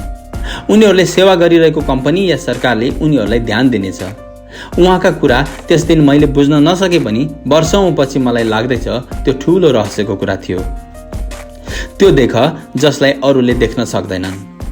आफ्नो पिकअप ट्रकमा चढ्दै गर्दा उहाँ भन्दै हुनुहुन्थ्यो, बाबु हो, काम चालु गर्नु, तर जति सक्दो तलबलाई बिर्सन्छौ त्यति नै पछि तिमीहरूको जीवन सरल र सफल बन्नेछ। आफ्नो दिमागको प्रयोग गर, सित्तैमा काम गर, अनि छिट्टै नै तिमीहरूको दिमागले पैसा कमाउने दोस्रो बाटो देखाउनेछ। त्यस दोस्रो तरिकाको बाटोबाट तिमीले जागिरबाट भन्दा पनि धेरै पैसा कमाउन सक्नेछौ। तिमीले अरू मानिसहरूले कहिल्यै देख्न नसकेका चिज देख्न सक्नेछौ। धेरै जसो मानिसले यी मौकालाई कहिल्यै देख्न सक्दैनन्, जुन मौका उनीहरूकै नाकको मुनतिर हुन्छ, जसका कारण उनीहरू पैसा र सुरक्षालाई खोजिरहन्छन्। उनीहरूले जे खोज्छन् त्यही भेट्छन्। तिमीले जब एउटा मौका छोप्न सफल हुनेछौ, जीवनभर मौका छोप्न सक्नेछौ। जुन बेला तिमीहरूले यसो गर्न सक्नेछौ, म तिमीहरूलाई अरू कुरा सिकाउनेछु। यस कुरालाई ध्यान दिएर सुन अनि बुझ, जसको कारण तिमीहरू जीवनको सबैभन्दा ठुलो जालबाट बच्न सक। यसो भयो भने त्यो टारबेबीले तिमीहरूलाई कहिल्यै छुन सक्ने छैन। माइक र मैले स्टोरबाट आफ्ना सामान उठाउँदै श्रीमती मार्टिनलाई गुड बाई भन्यौँ। हामी फर्केर पार्कमा गयौँ। त्यही पिकनिक बेन्चमा बस्यौँ र घन्टौँसम्म सोच्दै कुरा गरिरहँ। अर्को हप्ता हामीले स्कुलमा यसकै बारेमा कुरा गरेर बितायौँ। 2 हप्तासम्म हामीले फोकटमा काम गर्दै र कुरा गर्दै सोचिरह्यौँ। दोस्रो शनिबारको अन्तिम समयतिर म श्रीमती मार्टिनलाई बिदाईको लागि गुड बाई गर्दै लोभलाग्दो आँखाले कमिक्स बुक स्ट्यान्ड हेरिरहेका थियौँ। हरेक शनिबारको कामबाट 30 सेन्ट नपाउनाको सबैभन्दा ठुलो पीडा कमिक्स किन्नको लागि समेत मसँग पैसा हुँदैन थियो। जब श्रीमती मार्टिनले म र माइकलाई गुड बाई गर्दै थिइन्, अचानक मैले त्योभन्दा पहिला कहिल्यै नदेखेको काम उनले गरिरहेको देखेँ। भनाइको मतलब योभन्दा पनि पहिला काम गर्दै गरेको देखेकै थिएँ, तर त्यसमाथि उति ध्यान दिएको थिएन। श्रीमती मार्टिनले कमिक्सको पहिलो पेज आधा काट्दै आफ्नो सामु सुरक्षित राख्दै भनिन्, बाँकी पुस्तकलाई उनले ठुलो खैरो कार्डबोर्डको बाकसमा हालिदिइन्। मैले उनलाई त्यो कमिक्स अब के गर्नुहुन्छ नि भनेर सोधेँ। म यसलाई फ्याँकिदिन्छु उनले भनिन्। कमिक्स वितरकले नयाँ कमिक्स ल्याएका बखत यो राखेका आधा कभर क्रेडिटको लागि पठाइदिन्छु। अब ऊ 1 घन्टा भित्रमा आउँदैछ। माइक र मैले 1 घन्टासम्म प्रतीक्षा गऱ्यौँ। त्यो वितरक आयो।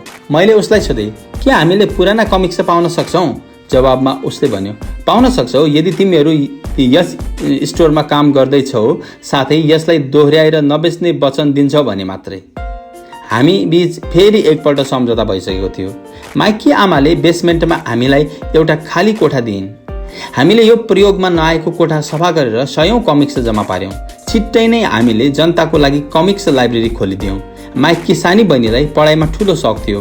हामीले उनलाई आफ्नो लाइब्रेरियन बनायौँ। लाइब्रेरीमा आउने र कमिक्स पढ्न रुचाउने केटाकेटीहरूसँग उनी 10 सेन्ट लिन्थिन्।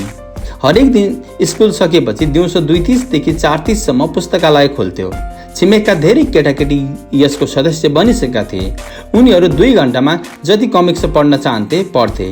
यो उनीहरूको लागि धेरै राम्रो अवसर थियो, किनभने एउटा कमिक्सको मूल्य 10 सेन्ट पर्थ्यो। उनीहरू 2 घन्टाभित्र 5 या 6 वटा कमिक्स पढिसक्थे। केटाकेटीहरू फर्किने क्रममा माइककी बहिनीले तलासी लिन्थिन्। उनी चनाको भई कतै केटाकेटीले कपडाभित्र कमिक्स लुकाएर लैजाँदै त छैनन् भनी विचार गर्थिन्। उनी कुन दिनमा कति केटाकेटीहरू आए, उनीहरूको नाम के थियो र सुझाव के थियो भनेर दैनिक रेकर्ड राख्थिन्। माइक र मलाई यसबाट प्रत्येक हप्ता औसत रूपमा $9.5 फाइदा भयो। हामीले माइककी बहिनीलाई हरेक हप्ता $1 दियौँ। उनलाई सित्तैमा कमिक्स पढ्ने अवसर पनि दियौँ। हुन त उनी प्राय आफ्नै पढाइमा लाग्थिन्, कमिक्स कहिलेकाहीँ मात्र पढ्थिन्। माइक र मैले सम्झौता बमोजिम प्रत्येक शनिबार स्टोरमा काम गरिरह्यौँ। छुट्टा छुट्टै पसलबाट बिक्री नभएका कमिक्स पनि बटुल्दै रह्यौँ। सम्झौता अनुसार हामीले कमिक्स बेचेनौँ। जब कुनै कमिक्स च्यातिन्थ्यो हामी त्यसलाई सलाई कोरेर बालिदिन्थ्यौँ। हामीले यसको अर्को शाखा पनि खोल्ने विचार गर्यौँ, तर माइककी बहिनी जस्तै मेहनती र भरोसायोग्य लाइब्रेरियन भेट्टाउन सकेनौँ। राम्रो कर्मचारी भेट्टाउन कति कठिन हुन्छ भन्ने कुरा सानै उमेरमा हामीले बुझिसकेका थियौँ। पुस्तकालय स्थापनाको 3 महिनापछि हाम्रो पुस्तकालयमा एउटा समस्या आइलाग्यो। अर्को टोलका केही गुण्डा प्रवेश गरी झगडा गर्न सुरु गरे। माइकको बुवाले हाम्रो कारोबार बन्द गर्न सुझाव दिनुभयो। त्यसपछि हाम्रो कमिक्सको कारोबार बन्द भयो। हामीले कन्भिनियन्स स्टोरमा हरेक शनिबार काम गर्न पनि बन्द गरिदियौँ। त्यसपछि पनि धनी बुवा धेरै रोमाञ्चित हुनुहुन्थ्यो, किनभने हामीलाई सिकाउन उहाँसँग अझ धेरै कुरा थिए। उहाँको पहिलो उपायलाई हामीले यति राम्ररी सिक्नाले उहाँ धेरै खुसी हुनुहुन्थ्यो। हामीले पैसालाई कसरी आफ्नो लागि काम गराउन सकिन्छ भन्ने कुरा सिकिसकेका थियौँ। स्टोरमा जागिर गरे बापत हामीले पैसा पाउँदैनथ्यौँ, जसले गर्दा हामीलाई आफ्नो कल्पना शक्ति प्रयोग गर्न बाध्य पारिदियो, ताकि हामीले पैसा कमाउन कुनै अर्को तरिका खोज्न सकौँ। कमिक्सको पुस्तकालय हाम्रो आफ्नो व्यवसाय थियो। हाम्रो धन आफ्नो बसमा थियो। हामी कुनै मालिकको नोकर थिएनौँ। सबैभन्दा राम्रो कुरा, हाम्रो व्यवसायबाट हामीले त्यतिखेर पनि पैसा पाउँथ्यौँ जब हामी त्यहाँ शारीरिक रूपले उपस्थित हुँदैनथ्यौँ। त्यसवखत हामीले पैसाको लागि काम गरिरहेका थिएनौँ, बरु पैसाले हाम्रो काम गरिरहेको थियो। धेरै तलब दिनुको सट्टा धनी बुवाले हामीलाई अति अमूल्य सम्पत्ति दिनुभएको थियो।